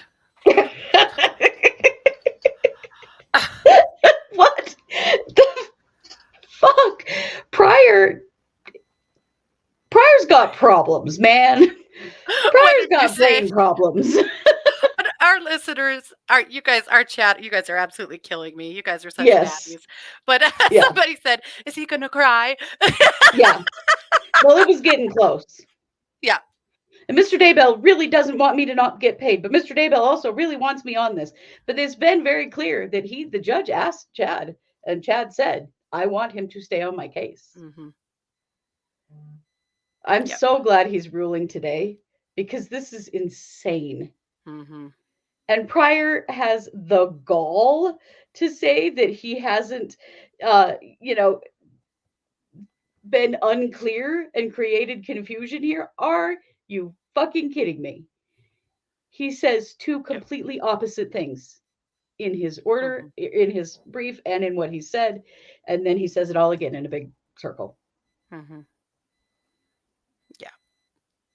Oh, Yeah. my God. Jeez almighty. But Lindsay Blake, straight up badass. Oh my God. And I love that she came back and she's like, now wait a minute. We never said that he was ineffective. Yeah, he said it. He On said he public would be record. ineffective. Can you imagine what has been said behind closed doors? Oh my God. Yeah. When they saw this from Pryor, I cannot imagine what they must have fired off between each other. I don't. What would you guys rule? I'm curious. What would you rule right now? I am very torn. The bigger part of me wants to say no. No. I know, me too. But You have created and caused ultimately, all of this. the judge But has to protect Chad's rights. Pryor wants to make this all about himself, but it is not about himself. Yep. It is about Chad and what is Mhm. best for him. But you know, that's been Pryor's entire thing this whole time, his whole shtick. He makes this about himself. Yep. So I don't know. I mean, it concerns me a lot if he doesn't pull him from the case and give him death penalty certified attorneys, because that's grounds for appeal. Mhm. Right. I don't know, man. I don't know. I can't even predict this. Other Me than neither. if that judge doesn't drink, he does now. I mean, he doesn't give a lot away in his facial expressions and tone, but he gave quite a bit away today. He did well when he interrupted and was like, "You have had 2.5 years." Yeah. Where Yeah. the hell have you been this whole time? You've had a year knowing that Chad couldn't pay you anymore. I've tried, Your Honor. No, you fucking haven't, dude. Come on. No. Nope. Could he take the death penalty off the table and make him stay? No, I do not believe so, because that's not what this order is about.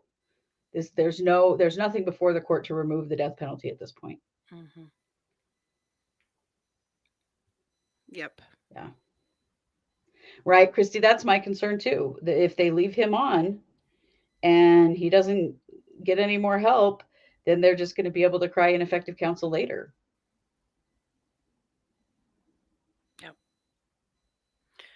Or he stays on and he delays trial by 1 month. Oh my God. You said you weren't ready. You said you need more time. This is absolutely the longest we can possibly give you. Yeah. I'm going to give you 30 days. So we're going to delay until May 1st and then we're going to trial. So you better start drinking Red Bull, dude. Mm-hmm. John Pryor has a massive heart attack right before the trial from staying up all night every night. The whole working 24/7 thing is just insane, you know? Mm-hmm. Like, what are you talking about?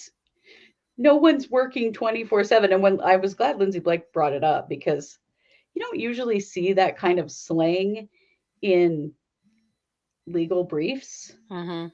because that's not an actual thing. Yeah. Yeah. Yep. Here's the thing that Pryor could go to trial tomorrow.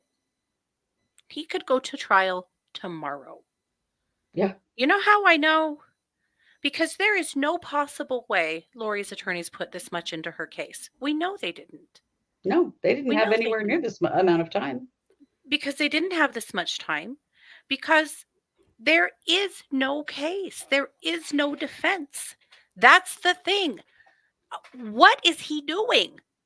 Yeah. What is he doing with all of this supposedly used time and money? What is he Right. doing? Exactly. What has he been doing for all these years? Like, it's insane. Mm-hmm. And the bitching that he can't possibly be ready when he has literally had, like the judge said, 2.5 years. Well, and the whole argument that I found a person, I convinced them, they've applied, they haven't heard back. They could have joined the case. Yeah. They could have joined the case. At that point, he didn't have to have a death penalty certified attorney. They could have joined the case. And while Right. they were waiting for these things to happen, Yeah. they could have. But He could have been getting that person up to speed, but he can't pay him. That's just the bottom line. Mhm. He doesn't have anything to pay a second attorney. Yep. I don't know, man. And maybe And never it really sounds has because the payment was the house yeah, and the house isn't fluid. yeah. But the house could be fluid. I mean, the deed is in Pryor's name. He could sell that house tomorrow. Mm-hmm. So these are my questions with the house. Has he been charging rent to Chad's kids Yeah, all makes this me time? wonder. And because I'm assuming he has, but also did he have a deal with Chad that he wouldn't sell the house until the trial was over? Or did he have Right. a deal with Chad that he would hold the house in his name until his kids could refinance it? Or buy it from him and get a mortgage and buy it from him, and they haven't been able to Right. do that. Why is he still holding that house? Right. Why is he still holding that And house? is that the reason, the real reason, that we haven't ever seen him hire a second attorney onto this case? Because the money isn't fluid and it never has been.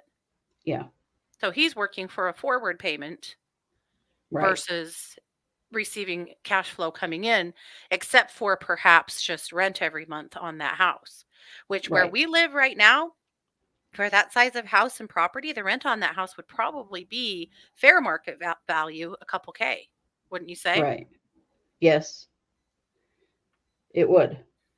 But has Pryor done a stupid thing here, which is his own damn choice, and done Mhm. something dumb like let those kids live there rent free or for seriously reduced rent? Mhm. Um, you know, but there's never been any attempt to sell it. Right. No. Also, what happens to that house? What happens if the a pipe breaks or the furnace stops working or whatever? Technically, he owns the house. Has he had to fix and pay Right. for these things as a landlord? Right. He's the Or are they landlord. doing? I'm just very curious to know what the actual arrangement is, you know? Yeah. Not that we have Yeah. the I legal am right to too. know, but I'm just curious to know what's the Right. deal? Yeah. Right. Because the fact that he owns the house, but Chad's daughter and family still live there is very weird. Mhm. Mhm.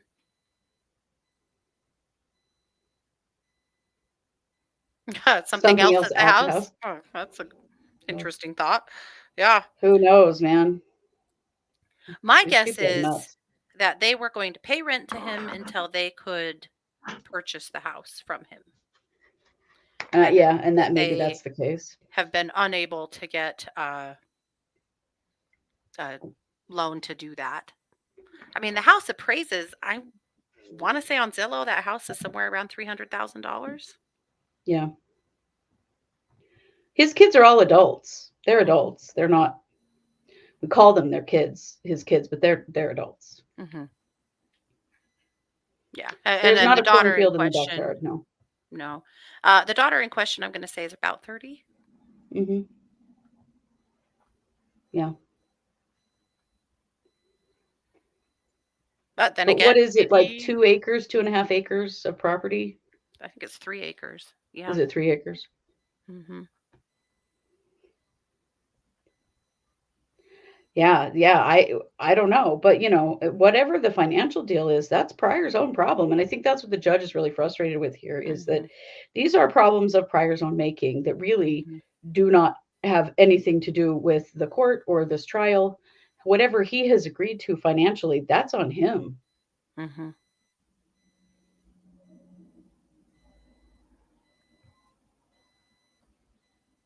Mhm. Do you think he refuses to plead due to pressure from the kids? Like, he can't keep lying to them if he admits guilt. Do you think Emma's leading the fight at charge forward? I think all of those things could be possible. Yeah. Mhm. But I also think that Chad will never admit that he's done anything wrong. His ego Mhm. does not allow that. Mm-hmm. Yeah. Right. I don't know. With Emma, I think Emma really, really doesn't want any of this to be true. I think that's probably where the biggest amount of pressure comes from. Mm-hmm. Emma and Garth, because the older kids, the older adult kids, they're they don't appear to want anything to do with this. Yeah. Yeah. Yeah, they did plant a garden, I heard, where Tylee was found. No, it actually wasn't. They did Oh, it wasn't. till up some land and plant a garden, but it was not. Ah. It was more over by the shed. Oh, okay. Yeah. Yeah. Yeah. Well, because the other thing we don't know is there a mortgage on that house? Well, there couldn't be if the house has been put into Pryor's name, unless he has a Not mortgage on the necessarily. house. Right. Which is possible. Yeah. I don't know. I might be able to tell you if there was a lien on it. Yeah, it would be worth knowing if there's a lien on it or not. The thing you have to understand is that in the last 10 years, the housing market here has absolutely exploded. I bought my house 10 years ago, and it is worth more than 3 times what I paid for it now. So they bought that house, I don't know, 14-ish years ago or something. So what they paid for it originally versus what it's worth now, there's a significant gain. Mm-hmm. Right? Potato says it just sounds like he's complaining to the judge how much he needs someone to be qualified and do as little work as possible. Yes. And that has been Pryor's bitch from the very beginning about how much work this is. Well, you took it on, and that's what the judge said. Like, you didn't have to take this case, and you watched the trial of Lori. You know exactly what this was going to take. It is Emma that still lives there, yeah. That's true, Bubbles. Where's Judge Judy when you need her? She'd say this falls under not my problem to Pryor. Right?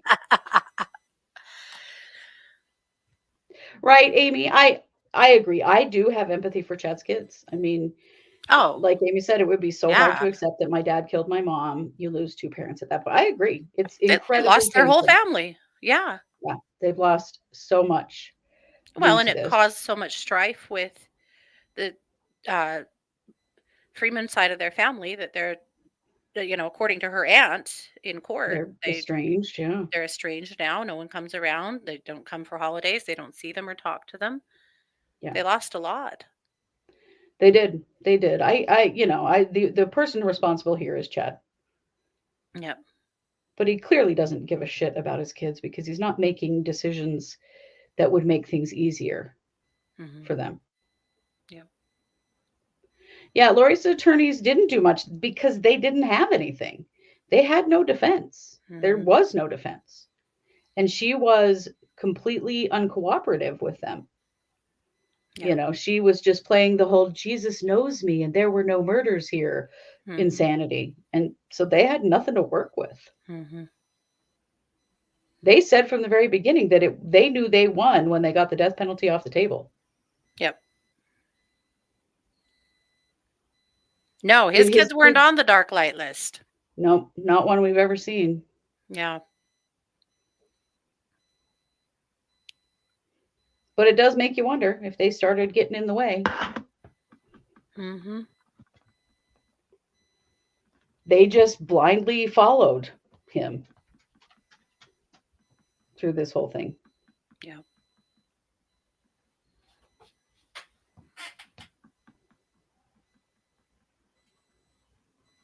No, they couldn't plead insanity. That is not a That is not an option in Idaho. And she wouldn't even try to, do diminished capacity kinds of things, nothing. She wouldn't do anything. No.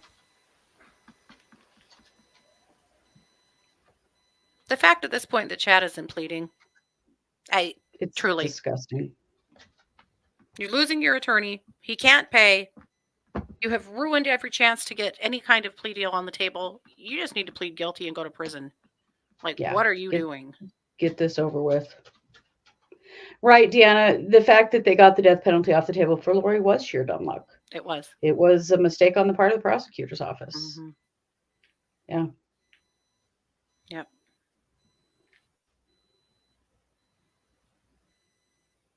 I don't know. I cannot predict what Boyce is going to do.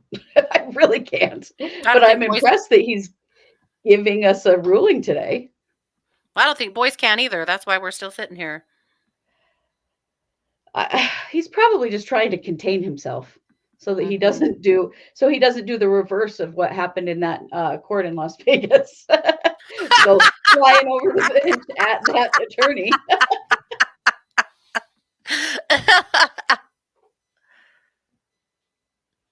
Right. You're right, Gran, that it was the difference between choosing speedy trial or waiving speedy trial that made the big difference here. Mm-hmm. Yeah, he's trying to keep himself out of state prison. Yeah, I think he's pretty comfy just sitting there in the Fremont County Jail. Mm-hmm. Boyce calling Justice Toll. So how do I put this fool in his place? Yes, exactly. I love that you said that because I had thought need.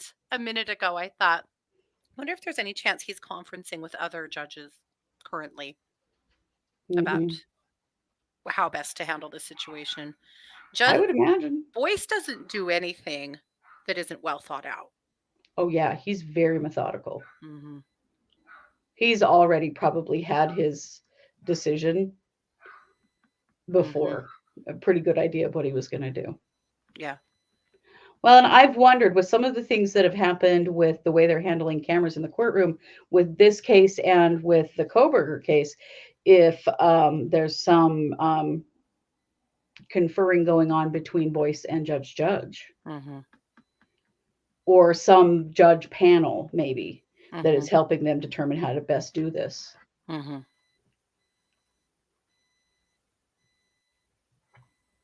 Right? Could he turn him into the bar for not doing anything to prepare and delaying all of this and dragging his feet and, still not ready after all this time?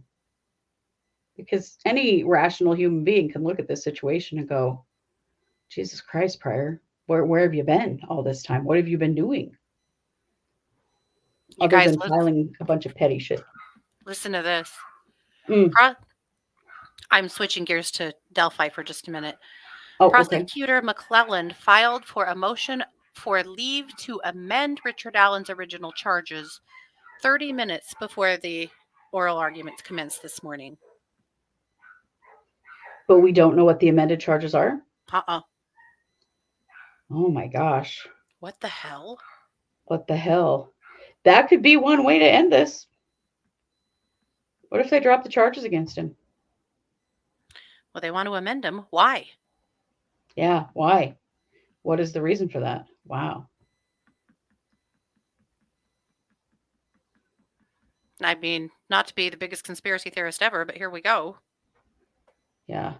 Did they not really think he'd live this long? Did they not really think he'd make it this far in to the treatment that he's had this last year?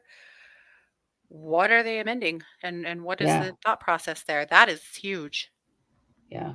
Maybe maybe it isn't, but it could, that potentially. Well, I mean, these are murder charges. I mean, what are they amending them to? Right. Yeah. I don't know. Yeah, I agree, Lori. I hope that they can face it at some point too. Because just blaming Lori for it. Lori was in Hawaii when their mother was murdered. Chad was in bed with her.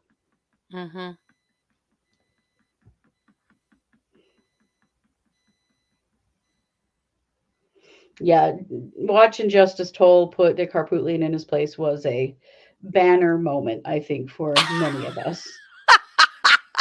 God, I loved So her. great. I She was loved amazing. her. Yeah. We need a lot more judges just like her. I just loved how completely no nonsense she was and how she cut straight to the core of the issue and was like, no interest in any of the fluff at all, Yeah, which is yeah. what she Not should do. putting But up they with were any bullshit. spinning a pretty good yarn, of distractions. Yeah, Yeah, the poor parents of Libby and Abby. I mean, they've been through so much already. And now to have all of this going on too, like all of this, yeah, the way this case has been handled from the jump has been wrong. And yeah. now here we are all these years later. It's just unbelievable. It is. It is, and I really feel for them. Like it has got to feel for them like this is never going to be over. Hmm. Hmm. Well, I agree, Gran. I think that in the Daybell case that if Boyce doesn't make a referral to the bar over this, I would be very surprised. And there's some reality here that Boyce may feel that he has to remove him to protect Chad's rights. I mean, Hmm. he's showing his ass about how incompetent he is in this very hearing. Yep. Yep. But that would require a hearing too, if that was the case. Right. But Unless that's just his justification for granting sure. this, because it's Yeah. the request is in front of him. Hmm. Pryor can say all he wants that he's not really asking to be removed from the case, but that is literally what he filed. Hmm. You're right, Gran. Something is very off in Delphi. Oh, Whatever's going on with that case, it's not right. no. No, very much not right.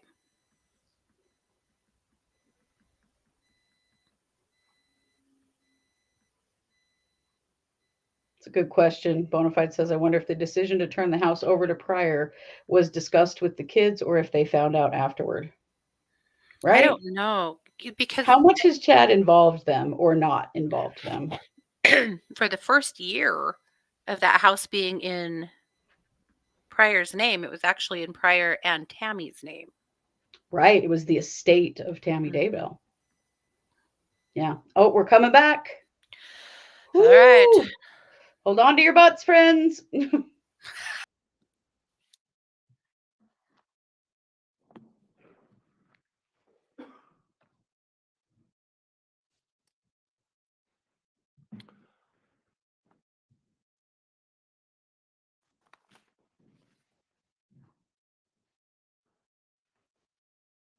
All right, we've confirmed the live stream's begun again. We are back on the record on case CR 2221-1623. The court has before it the defendant's counsel's motion to withdraw filed on January 11th. I've considered the motion along with the declaration in support of the motion. I've also considered the objection from the state. We conducted a hearing today where I heard argument from the counsel, Mr. Pryor, in support of the motion, the objection by Ms. Blake from the state. Also conducted a closed portion of proceedings and an ex parte inquiry of Mr. Daybell and Mr. Pryor. And I've taken all that into consideration in determining the ruling on the motion. The court first is governed by Idaho Criminal Rule 44.1, which under paragraph A talks about leave to withdraw. And I'll just quote that section. No attorney may withdraw as an attorney of record for any defendant in any criminal action without first obtaining leave and order of the court on notice to the prosecuting attorney and the defendant, except as provided in this rule. Leave to withdraw as the attorney of record for a defendant may be granted by the court for good cause. So we've gone through the procedural steps to get here for this to be properly considered. The rule allows the court discretion where it indicates the court may allow for withdrawal, and then looking at the standard of for good cause. So the court will first note to clarify in this case, this is a capital case. Idaho does have a separate rule governing the appointment of attorneys who are on a roster that are considered qualified to represent counsel or represent defendants in capital cases. That's Criminal Rule 44.3. And importantly, that rule only applies when a defendant is represented by a public defender appointed by the court and does not apply when a private attorney is retained in the case. And also importantly, where the court made reference earlier to questions about the mitigation phase, if that were to occur in this case under Idaho Code 19-2515, an inquiry to Mr. Pryor. And I'll note, and Mr. Pryor has correctly pointed out, that the ABA guidelines do apply to public defenders. They are not necessarily required to be followed by private counsel. Private counsel under Idaho rules are allowed to take on a case, capital case, and those guidelines may or may not be elected to be followed by a private attorney. Mr. Pryor clearly is a private attorney in this case, has never been appointed or publicly paid for representation of Mr. Daybell. Mr. Daybell, importantly, does have the right under the Sixth Amendment of the Constitution to counsel, and included in that right is to have the counsel of his choice. And Mr. Daybell elected a very long time ago to have Mr. Pryor represent him in this case. In fact, Mr. Pryor has agreed to take the case and has represented Mr. Daybell not only through the initial stages of the case here where the indictment was returned, but also in a previous companion case, and for I think about 3.5 years now, has represented Mr. Daybell. The court then going back to consideration of the motion before the court. There's an issue here that's been raised by the state about the timing, and of course the court joins in that concern also. Mr. Daybell has been incarcerated since June 9th, 2020. We've got a trial scheduled in 2 months. Mr. Daybell's asserted his right to that trial, and although he has waived his right to a speedy trial, certainly this case has taken a long time to get to trial, and at some point, even with a waiver of speedy trial, the court has to consider the timeliness of a defendant in custody being granted their opportunity for a timely trial. That right also applies to the state, and the state's right to seek justice for victims, to seek a conviction if they believe they have the evidence to do that, and to not have to wait through unnecessary and unreasonable delays in bringing a case to trial. So the court has a duty to try to timely administer cases, and while the rules generally slow things down a lot, there are reasons for that, but at some point the court has to consider the timing here.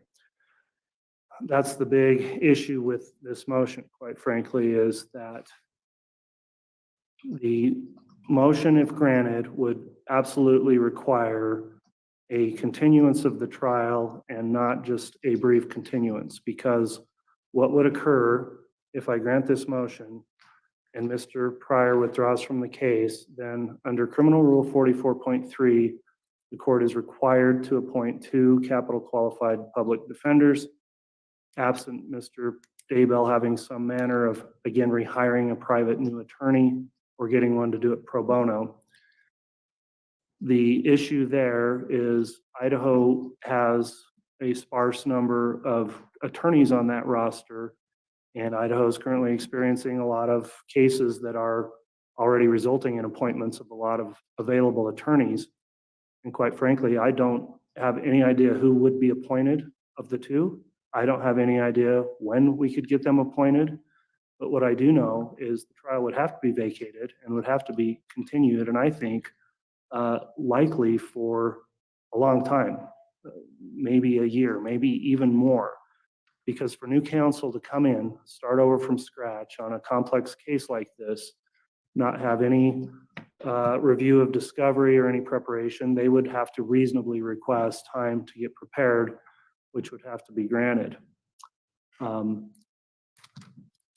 Pryor was raising concerns about trying to get second counsel appointed.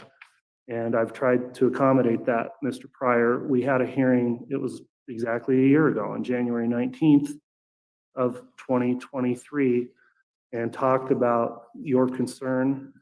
The way I interpreted Rule 44.3, while it doesn't really address a situation with a private attorney together with a public defender, I don't think the rule necessarily prohibits that either. And so I approved that you could have co-counsel if you could find someone, but of course, they would have to be on that approved roster because this is a capital case.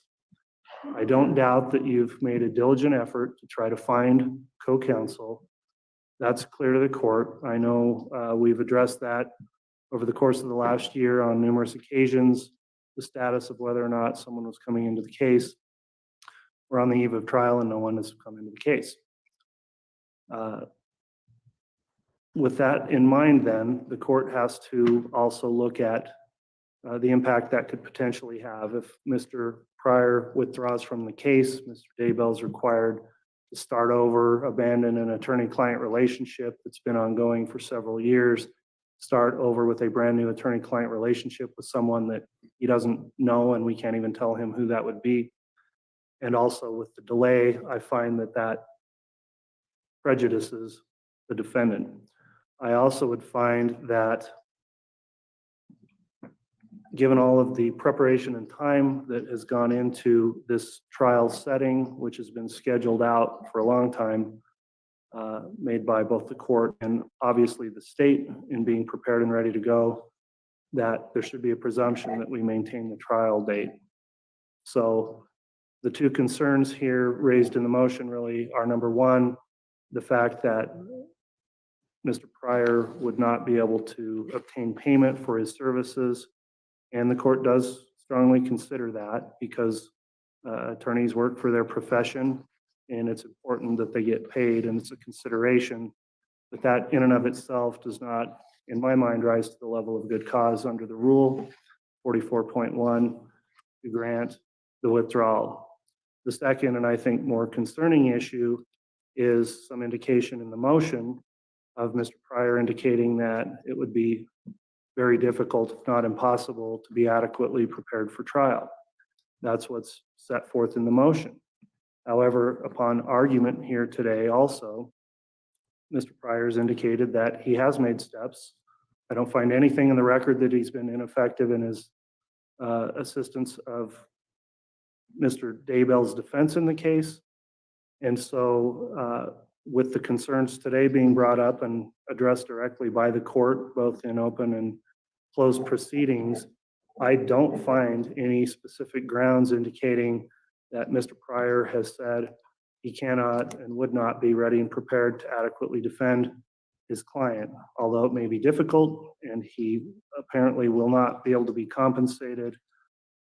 It's not in the record that it can't be done. And importantly also, Mr. Daybell has affirmed today he does intend and would like to keep Mr. Pryor as his attorney in this case. And finally, I'll note that in addressing these concerns at that hearing a year ago, there was a representation by Mr. Pryor who said directly to this court, and I'll quote what was said in the hearing, quote, "There's going to be no continuance because I'm asking to get out of this case. That will not happen." And the courts relied all along on those representations in getting this case scheduled. So in balancing all that out and looking at whether or not good cause has been demonstrated today, I do not find that there is good cause for withdrawal of counsel. And so under Criminal Rule 44.1, upon consideration of that standard, the court is going to deny your motion to withdraw Mr. Pryor. I will note that I've previously made an approval for a second chair. If one can and will join the case, then the court will permit that and we'll go through the procedure to get that properly done. So that's not a foregone conclusion. Given the timeliness of the trial, I understand that may be difficult. However, we are where we are with this trial setting, and because of the proximity of trial and the necessity of a continuance if this motion were granted. The court finds that the motion fails to demonstrate good cause under the rule. For that reason, the motion is going to be denied. And Mr. Pryor, you will continue to represent Mr. Daybell through these proceedings. That'll be the ruling on the motion today. And I'll note that we do have more hearings scheduled and coming up, including motions and a pretrial conference. So, Mr. Pryor, do you have any questions on my ruling? No, Judge, thank you for your consideration. All right, thank you. Ms. Blake, any questions on the court's ruling? All right, thanks everyone for your attendance. That will conclude today's proceedings. We'll be in recess. All right.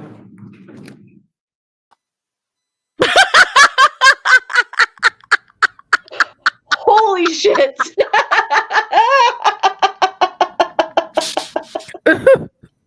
You guys.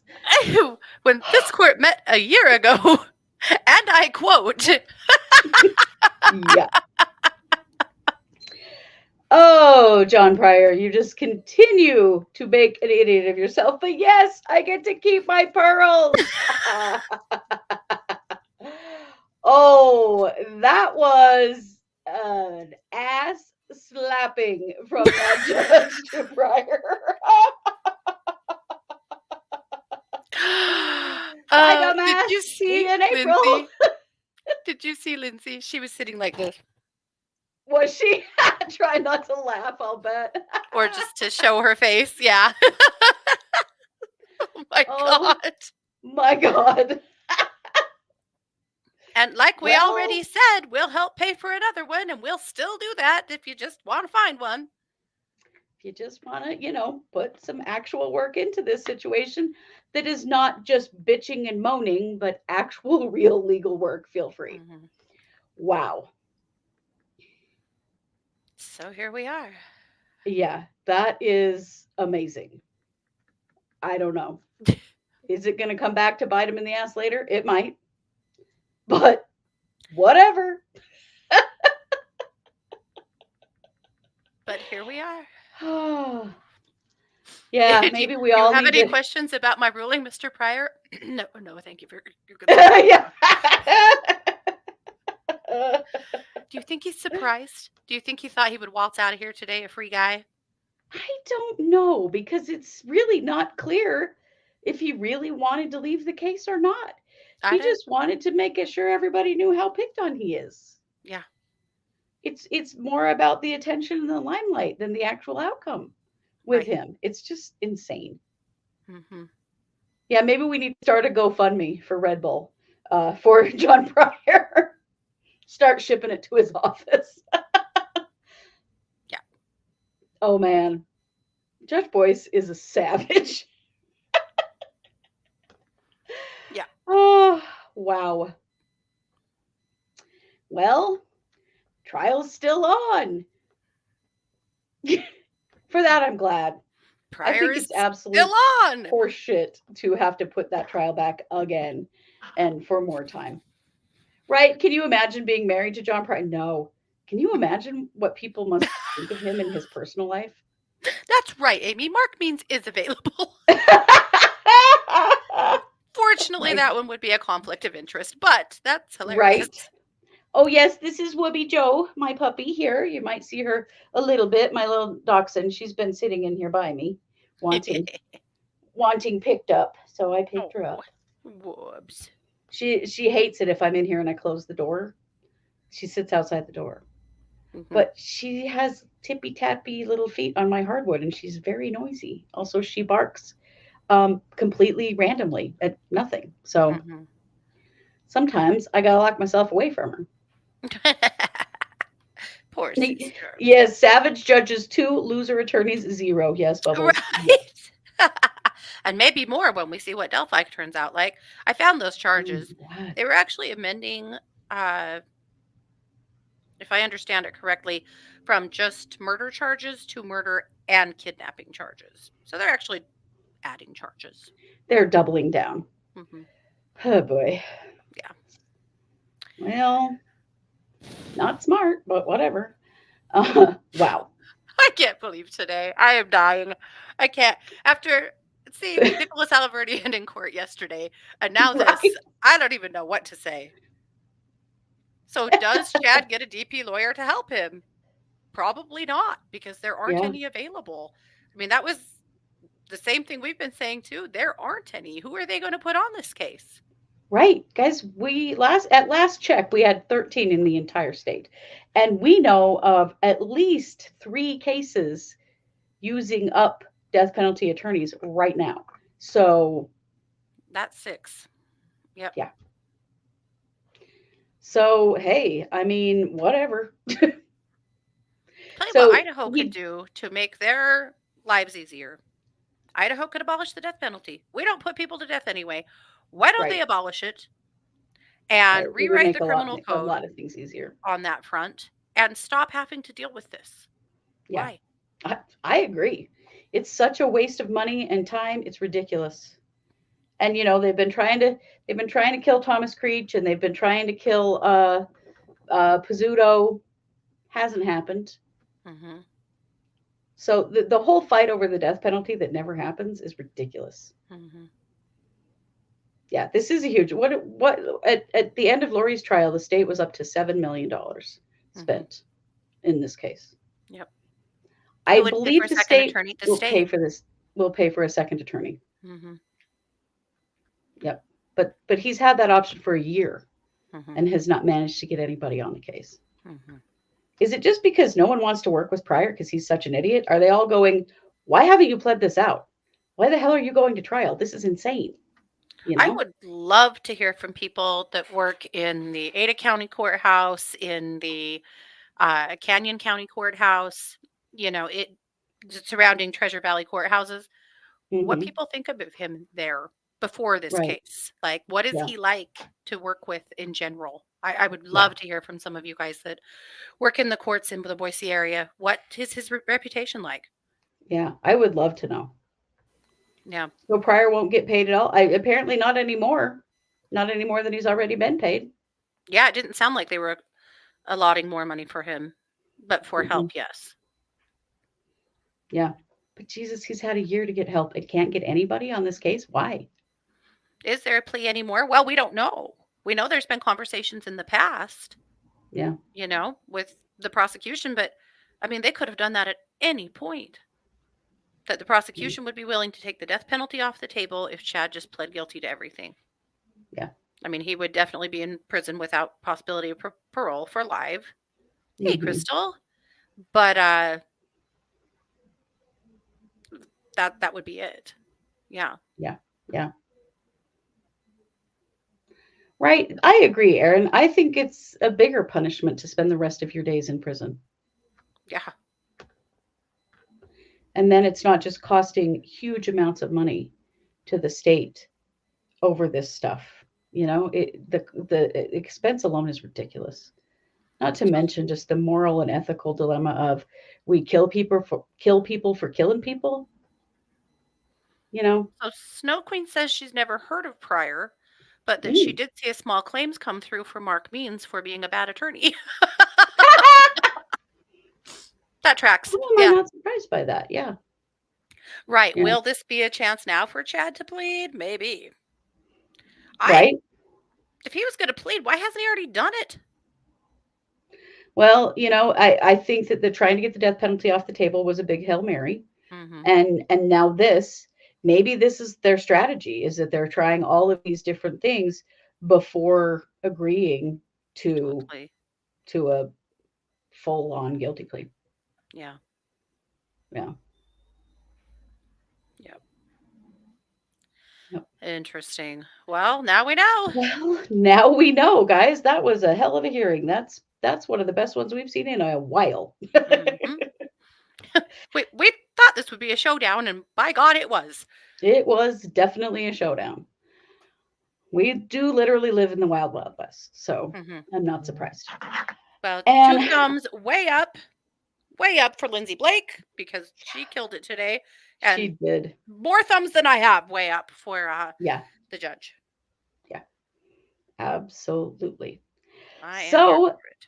let's let y'all go. We've been here a long time, but we really Yeah. appreciate you hanging out with us today. and being present for all of these shenanigans. And as usual, this case just never stops giving. So we shall see what happens now. Is this going to go to trial in April? Is this any kind of motivation for him to take a plea? We don't know, but we will keep our finger on that pulse. And if we see any changes or hear any secrets, we will let you know. Absolutely. Yeah. Well, you know it. We are the True Crime Squad. Thanks for being here. Take care.